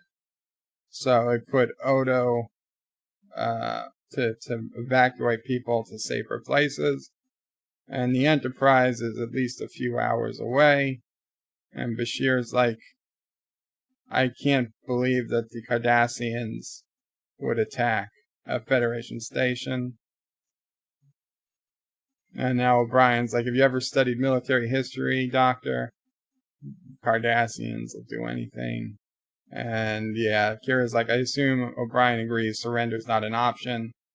And of course we get O'Brien saying we know what Cardassians do to their prisoners. Now we're back at the wormhole. Sisko's like, why do you keep bringing me back here? He's at, Jennifer's death. And they're saying, we don't bring you here, you bring us here. They're like, you exist here. And he's like, well, give me the power to go anywhere else. And they're saying, well, we can't give you what you deny yourself. And it's all within you. And now Sisko realizes why he was here. He's like, I was ready to die with her.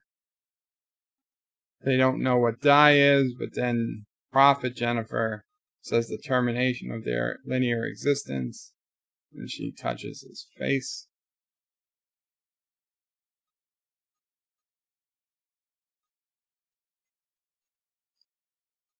And we see a flashback to him being pulled away. Just can't leave her here. He's very upset. I never left the ship, he's realizing. He exists here. Because he remembers it, I guess. Because he keeps it on his mind at all times. I existed here. He's crying. Aw, poor Captain.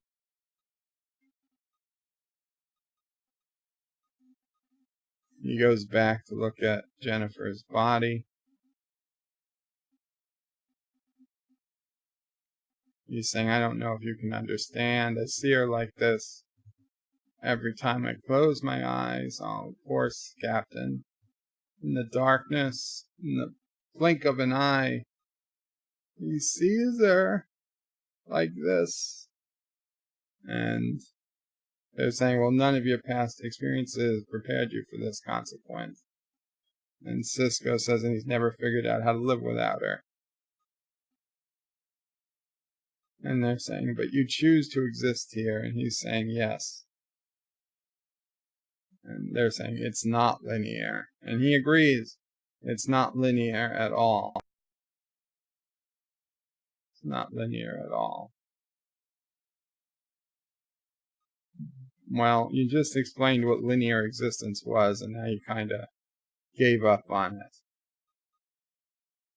So I think the prophets now understand, though I don't as much. They're all shaking their heads. So they're going to bring Jennifer back to life for him, right? No.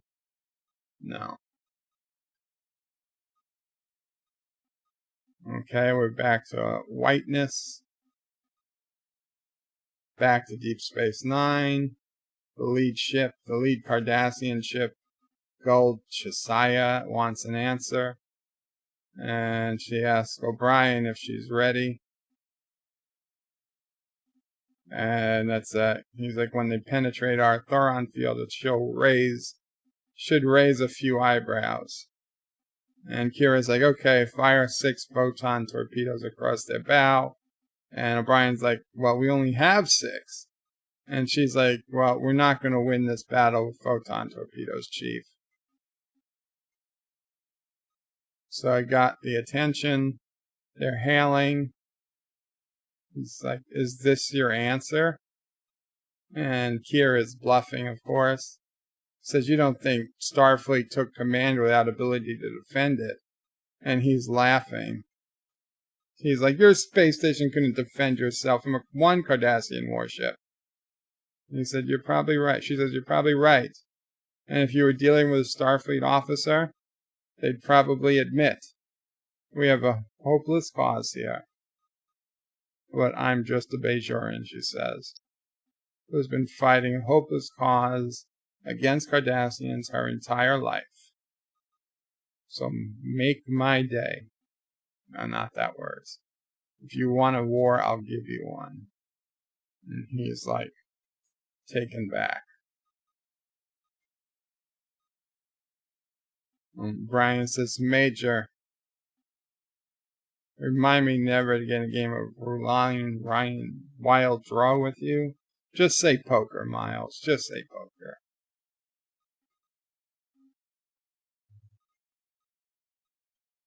Yeah, Enterprise probably had the best pilot.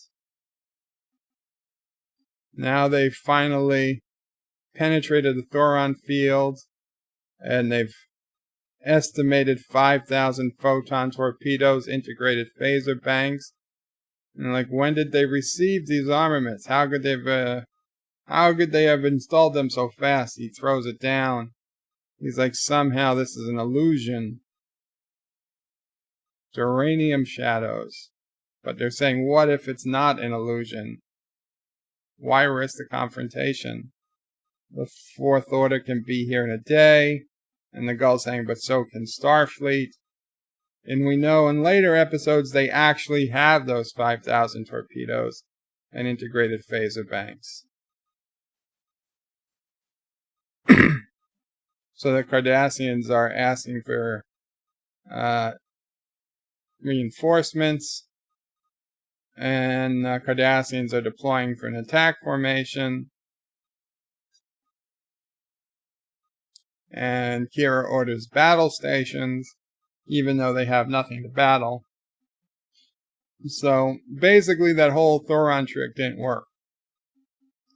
He says they may just be testing us. And O'Brien now he's saying he can run a pulse compression wave through the phaser banks, which maybe he could have led with that, Chief. They're taking hits on DS9. Shields down to 27%. Cardassians are still attacking. The very fact they haven't launched any of their 5,000 photon torpedoes should be pretty clear that was all fake. People are getting crushed by rubble again. Parts of the station are blowing up. This has to be an epic disaster. All these people thought they were safe finally, and it's all bad. It's hell on Earth again. Hell on the space station again. Fuel conduits ruptured. Odo's calling. He's got wounded. He needs the doctor. Bashir's headed down. And Miles has to go manually to shut down something. Bloody Cardassians. Just got the damn thing fixed. Now, how Bashir got there so fast, I don't know. But some woman is all cut up, telling Odo to press there. And he's basically making Odo a nurse. Odo's not comfortable with it.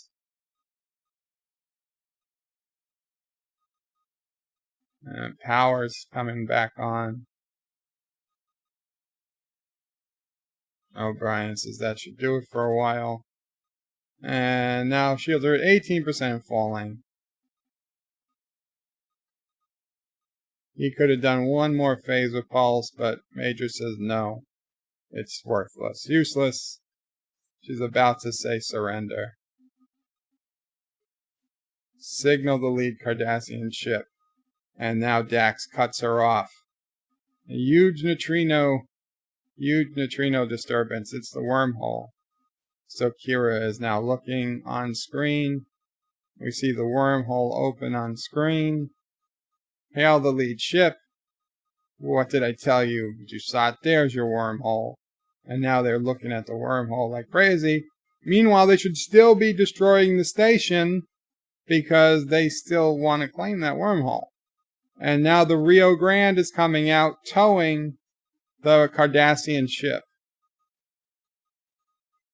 Gul Dukat had problems on the other side of the wormhole.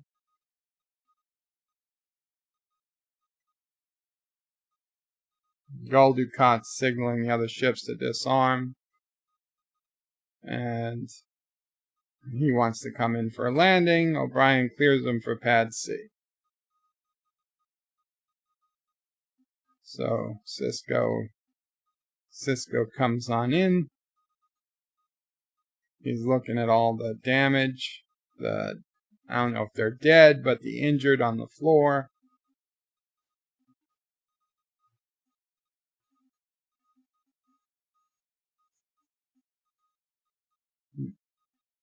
He's asking Bashir for casualties, 13 injured, no fatalities. And there's Jake. Jake hurt his arm. And Sisko's yelling, Jake! Because of course they'd meet on the promenade. That's where to go. So Jake is happy. They're hugging. Kisses Jake. Aw, how nice. And now we see the Enterprise leaving again. Although, the Enterprise coming back. And the life forms have agreed to allow safe passage. And with the arrival of the Enterprise, the Cardassians have left the area. And Picard is back talking to Sisko. And Picard's like, I suspect their warship being towed by a runabout made these Cardassians think twice. And Picard's like, you put Bajor on the map. It's soon going to become a center of commerce and scientific exploration. And for Starfleet, one of our most important outposts. And Sisko's like, Captain, about that conversation about finding someone to replace me. And Picard's like, yeah, I haven't had time to do anything with that.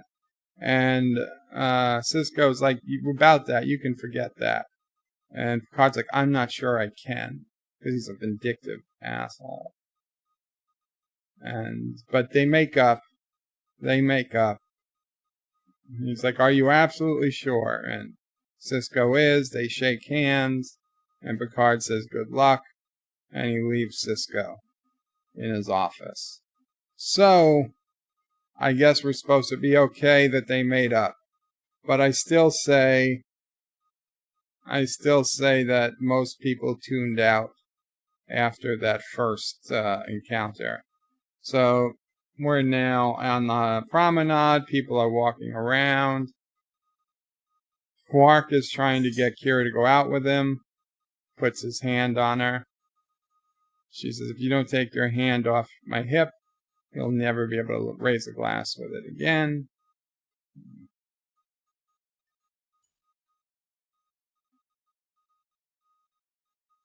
Quark says, I love a woman in uniform, which is weird because Ferengi aren't supposed to like their women dressed.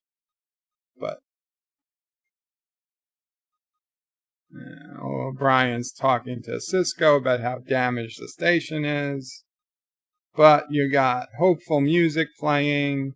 You're zooming out. You're seeing this giant promenade with people walking around. People have again come back. The credits are rolling. We're seeing a bunch of ships headed to the station. And there we go. There we go. The episode is over. So, was that fun for you as it was for me? I gotta say, I think the fact that this was a double episode, it was a little long, okay? It was a little long. I think had we had a single episode, it would have been a little bit more manageable. But it wasn't bad. But here's what I think of the episode. Review. Certainly not the worst Star Trek pilot. And is it the best of the Star Trek pilots? I don't know. Enterprise Broken Bow, it's a pretty damn good pilot, in my opinion. So I would put Enterprise Broken Bow above Deep Space Nine's pilot, but I put Deep Space Nine as a whole above Enterprise. The TNG pilot encounter at Farpoint, awful. The worst of all the pilots. Honestly, I mean, borderline Discovery bad as a pilot episode encounter at Farpoint to me. Borderline. Not there, but borderline. Every other Star Trek Voyager's pilot, the TOS pilot, even though that was just a random episode they played first, they're all better than Encounter at Farpoint. This one, Emissary, it was good, and we got to meet the crew. I knew their names, right? We knew the names. We knew about Kira. We knew Odo. We knew Miles. Of course, we knew Miles from TNG. We knew Cisco. We knew Jake. We knew Quark. We knew so many characters' names. At the end of Discovery pilot, the first, all I knew was Michael Burnham and Philippa Georgiou, and she was dead. So I only really knew Burnham's name. Oh, and Sarah. So it's so crazy. I mean, this is a pilot where you literally get to know the names of the people, which is great because it's not something that you get all the time these days. TNG pilot was pretty good like that. Enterprise pilot was good. This one was very good at introducing the characters. You get an idea what they're all about. You know Odo's searching for his home. You know Kira is the rebel who grew up fighting the Cardassians. You know Gul Dukat is kind of an asshole, and he's going to be the constant thorn in your side. You've got Cisco's background. He's raising his kid. He kind of resented being there, but he's going to have something to do. He's going to be deeply bonded with Bajor in a spiritual sense. Qapla we meet. She won't be in many episodes, but we will see her. The Prophets, we meet the Prophets, the wormhole aliens. We actually see some of the Gamma Quadrant, and we see the wormhole, of course. So it's good. And we moved the station. We thought this station was going to be in orbit of Bajor, and now it's actually just parked outside a wormhole. So it's very cool. Very cool. As the Star Trek Deep Space Nine episode, now understand the Star Trek Deep Space Nine scale is different than a general episode scale. Okay, a general scale, Deep Space Nine has higher standards. Okay, so I would put Emissary as a 5 on the Deep Space Nine scale. Now, a 5 on Deep Space Nine scale is easily a 6 or 7 on a generic scale.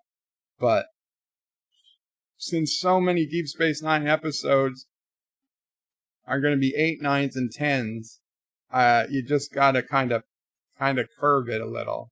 So on the Deep Space Nine scale, I'm going to give this like a 5 out of 10, which is not bad, but not terrible. There are better. But as a series premiere, I'd say it's even better than a 5 out of 10. So, let me get back to the comments. Obviously, I can't read them all. Let's see. What time are we? 10 to the end. Kira drops the mic. Multi-Gunman says, how could they have installed them so fast? The power of Karoga. Hector says, pause power. Hector says, hell, Deep Space Nine is a cargo station. A Karoga station. Joseph Patrick says, woman moaning, Odo pushing. Oh, that is true. Chris Berzer says, Bashir is in an argument. Of course, he can get there quickly. Is an augment. Of course, he can get there quickly. Hector says, it would have so much to talk as Bird. If I If I would have talked so much as Bird, my throat would be in ruins. Yeah, I'm kind of feeling it, Hector. Hector says, and he still has to talk through the Twilight Zone, right? That's going to be tomorrow. John DeMarco says, lots of fun, Bird. Joseph Petrick says, still better than alone, with you than alone. Well, thank you, Joseph. Multigamma says, I agree. Enterprise's pilot episode was the best, and TNG pilot was bad. I found the first 2.5 seasons of TNG to be pretty cringeworthy. For me, definitely the first season of TNG was awful. I'd say remarkably better in the second season, and then another step up in the third. Maybe second and a half. I don't even go to count it that closely. But first season of TNG, I rarely watch. I always skip Encounter at Farpoint, and a lot of times I skip the first season. John DeMarco says, I like that Cisco had a character arc actually in the pilot. Yes. Miss Lundell says, I like DS9 pilot better than any other track pilot. That's cool. Galactus X says, memorable characters, not like STD Borefest. Mr. Mouse says, I was bored by the DS9 pilot more than the TNG one. Really, Mr. Miles? Hector says, today that pilot wouldn't fly. Yeah, probably not. Mr. Miles says, it even felt more slow-paced than Encounter at Farpoint, and that's pretty impressive. Mr. Miles, are you actually watching it, or are you making that decision based off of me reciting what was happening? Because surely, if it was me, don't blame it for me being the in-between. If you've seen it recently yourself, and that's your opinion, then okay. I mean, I'll give it to you. That's what you want. That's what you feel. But don't blame the show on me, my retelling it. That's boring. Thomas Potts says, strange, YouTube signed me out. Well, welcome back. Actor says, Mile could have edited that episode to an hour. Yeah, probably could have. Mr. Miles says, don't give him ideas. Don't give me ideas, Actor. Epic Beer says, YouTube keeps signing me out too. WTF. And Mamo Pray 2 says she was signed out. I wonder if YouTube is signing out everybody who's coming to me for some reason. Damn it, YouTube. You're getting too close. Getting too close. They're signing everyone out. Actor says, make Emissary great again. Thomas says, evil YouTube. DJ says, I hope Mr. Miles doesn't edit my video today saying I'd like Chill Bulls another way. Oh, I gotta still watch that video. Mr. Miles says, low, no worries, DJ. Barely have time to come up with amusing edits of Anti-Tracker. Mr. Miles says, Bird of Prey, are you asking me if I watched the pilot of DS9? Well, if you watched the pilot of DS9 recently, Mr. Miles. Recently. I know Mr. Miles, chief engineer. I get it. But recently.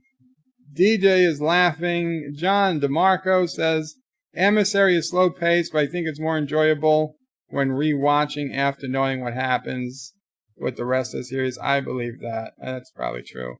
Mr. Miles has not been signed out. And DJ says, I call Chibnall? I have no idea what we're talking about, DJ. Mr. Miles says, last time I saw DS9 pilot was about 8 months ago. Okay. That was recent enough, so I respect your opinion. Hector says, you're not alone there, DJ. And Hector says, not sure how recent you consider that. Well, recent enough. I mean, it wasn't 10 years ago or 8 years ago. Chinball, says Mr. Miles, there. And DJ says, Chibnall. What the hell's a Chibnall? Anti-Tracker says, hey, welcome, Anti-Tracker. Have you been here, or are you just showing up? Epic Beard says, I have not seen DS9 since it originally aired. And DJ Odyssey says, showrunner of Doctor Who now. That's why you wouldn't know. Oh, okay, yeah. Yeah, this is not a Doctor Who zone here. Anti-Tracker, are you doing a subscriber stream today or not? I mean, you don't have to, obviously.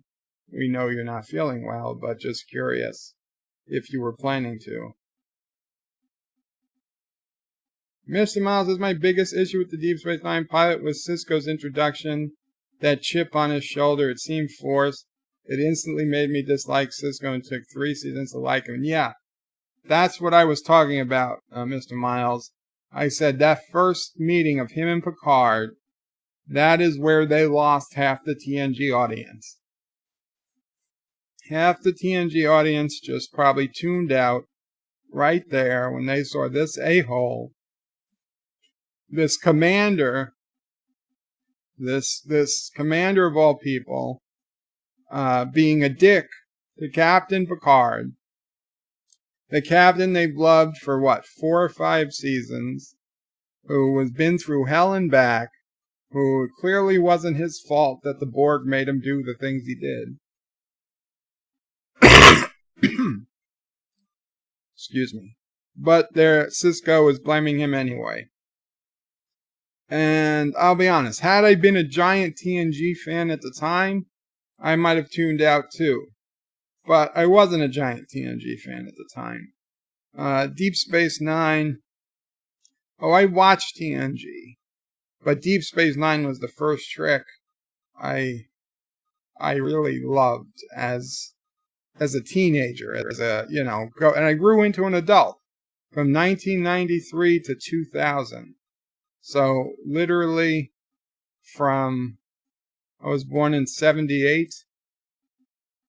So from 22 and 7 years, from 15 to 22. I mean, I went from a teenager to a young adult, an actual adult, while Deep Space Nine was on. And it literally, it changed my life. It had an effect on my life. And the trigger says, I just woke up. The medication the doctor gave me knocked me out. And yes, I was going to do a subscriber stream when you finish this one. Very cool, Anti-Tracker.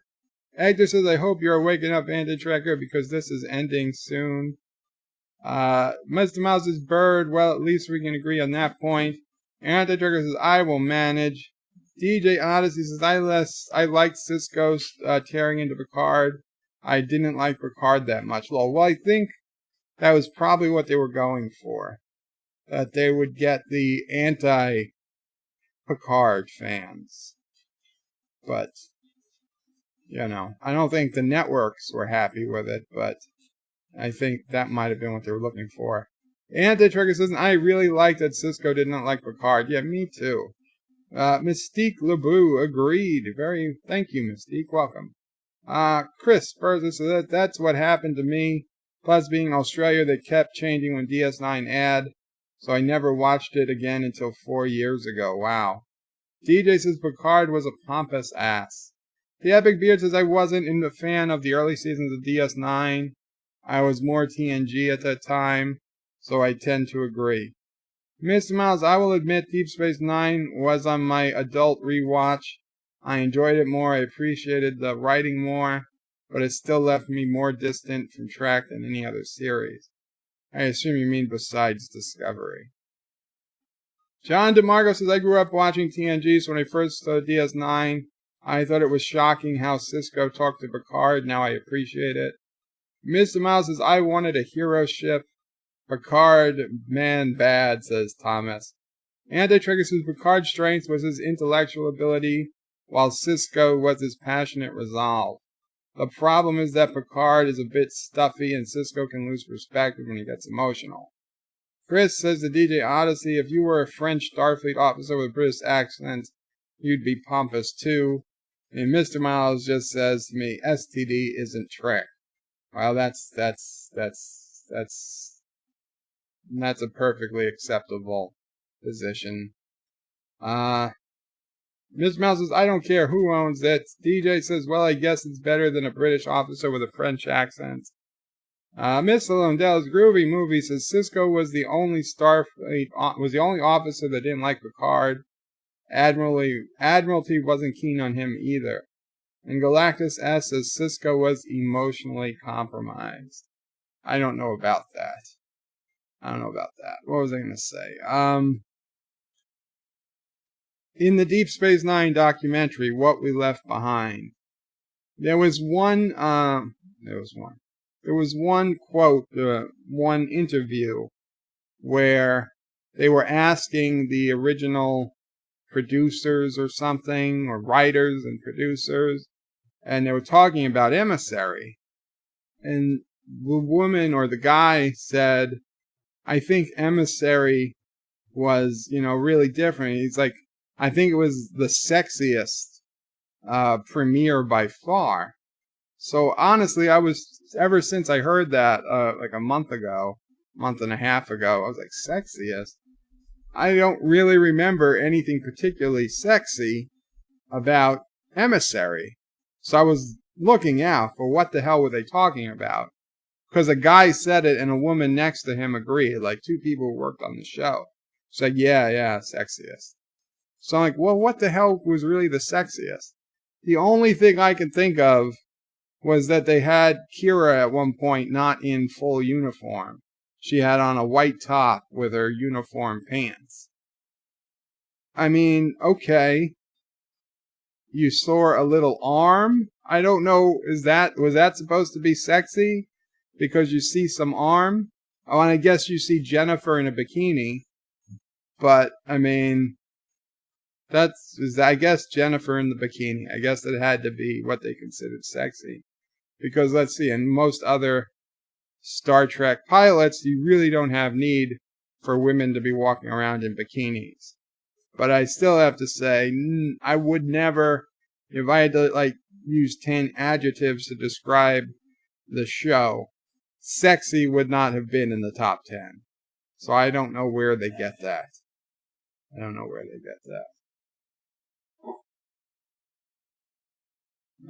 Anti-Tracker is a DJ, obviously lowling with a French accent. Mr. Miles says, Cisco not liking Picard. I was fine with him blaming Picard for his wife. That's BS, says Mr. Miles. That's immature BS. Not becoming of a Starfleet officer. Thomas says, why the hell couldn't they charge Picard to British? Because nobody wants to see a British guy fly a spaceship. Anti-Trekker says, ho ho ho, this is Captain Winston Rutherford III. The Epic Beard says, I heard Turtestan has British origins with French accent. Anti-Tracker says, the Epic Beard, you heard wrong. Epic Beard is lolling. DJ says, Captain Clarusso? Closer. Anti-Tracker says, maybe they thought that him meeting his wife in the bikini was sexy. Yeah, I guess that must have been it. Chris says, the Anti-Tracker, oh, that sounds like an idea they might borrow for the Picard series.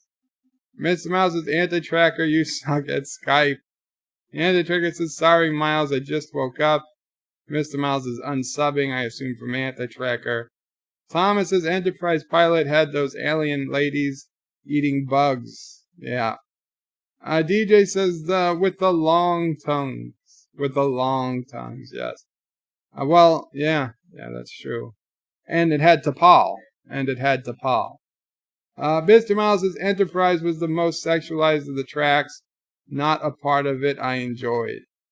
And yeah, well, you had T'Pol, and then you had that whole decontamination chamber they were in every other episode, rubbing each other down.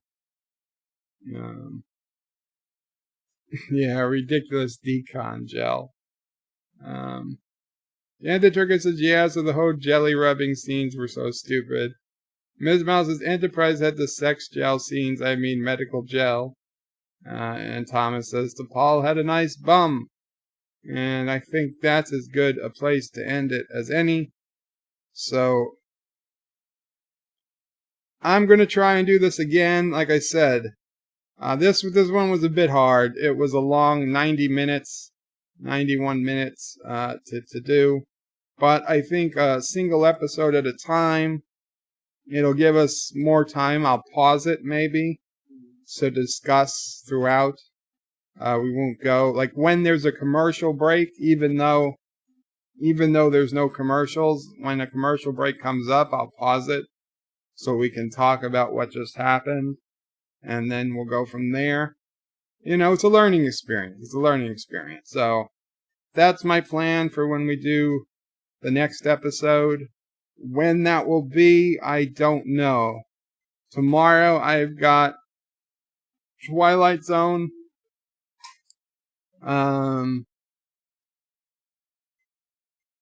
Sunday we've got a Game of Thrones, not an episode, but a Game of Thrones, like a 2-hour retrospective or something on Game of Thrones. So probably sometime next week, maybe Wednesday again, we will do the next episode of Deep Space Nine. And we'll see how it goes. Hey, I'd like to rub Hoshi into Paul any day, says DJ. Blake 7 had a British guy captaining a starship, says Alex Lethes. Antitrigger says, funny stories. I just saw the SG-1 episode with the Paul in it. Very cool. Tiki of Doom says, Qapla, everyone. Tiki. Qapla. Antitrigger says, it's been a long show. Yes. Master Miles says, finally, Antitrigger, I've been waiting for that. Lol. Mr. Miles says, I kept my mouth shut this whole time. It was so hard. Miss Lindell's Groovy Movies says, can't wait for you in the Pale Moonlight review. Oh, we're just so far away, but there's going to be so many great ones in between. Galactus X says, we're out of blood wine. Mr. Miles is Anti-Tracker. You'll see her in a few more episodes. And Anti-Tracker says, yeah, I don't doubt it. So, very cool. Take care, all. I will see you guys tomorrow. I think we'll do City Skylines tomorrow, unless something big comes up. Qapla. And, yeah. Enjoy Deep Space Nine. We're done with you? Get me out of here, bird. We're done with you? Jeez. Maybe we're done with your wrench, Mr. Miles. I'm kidding. Goodbye.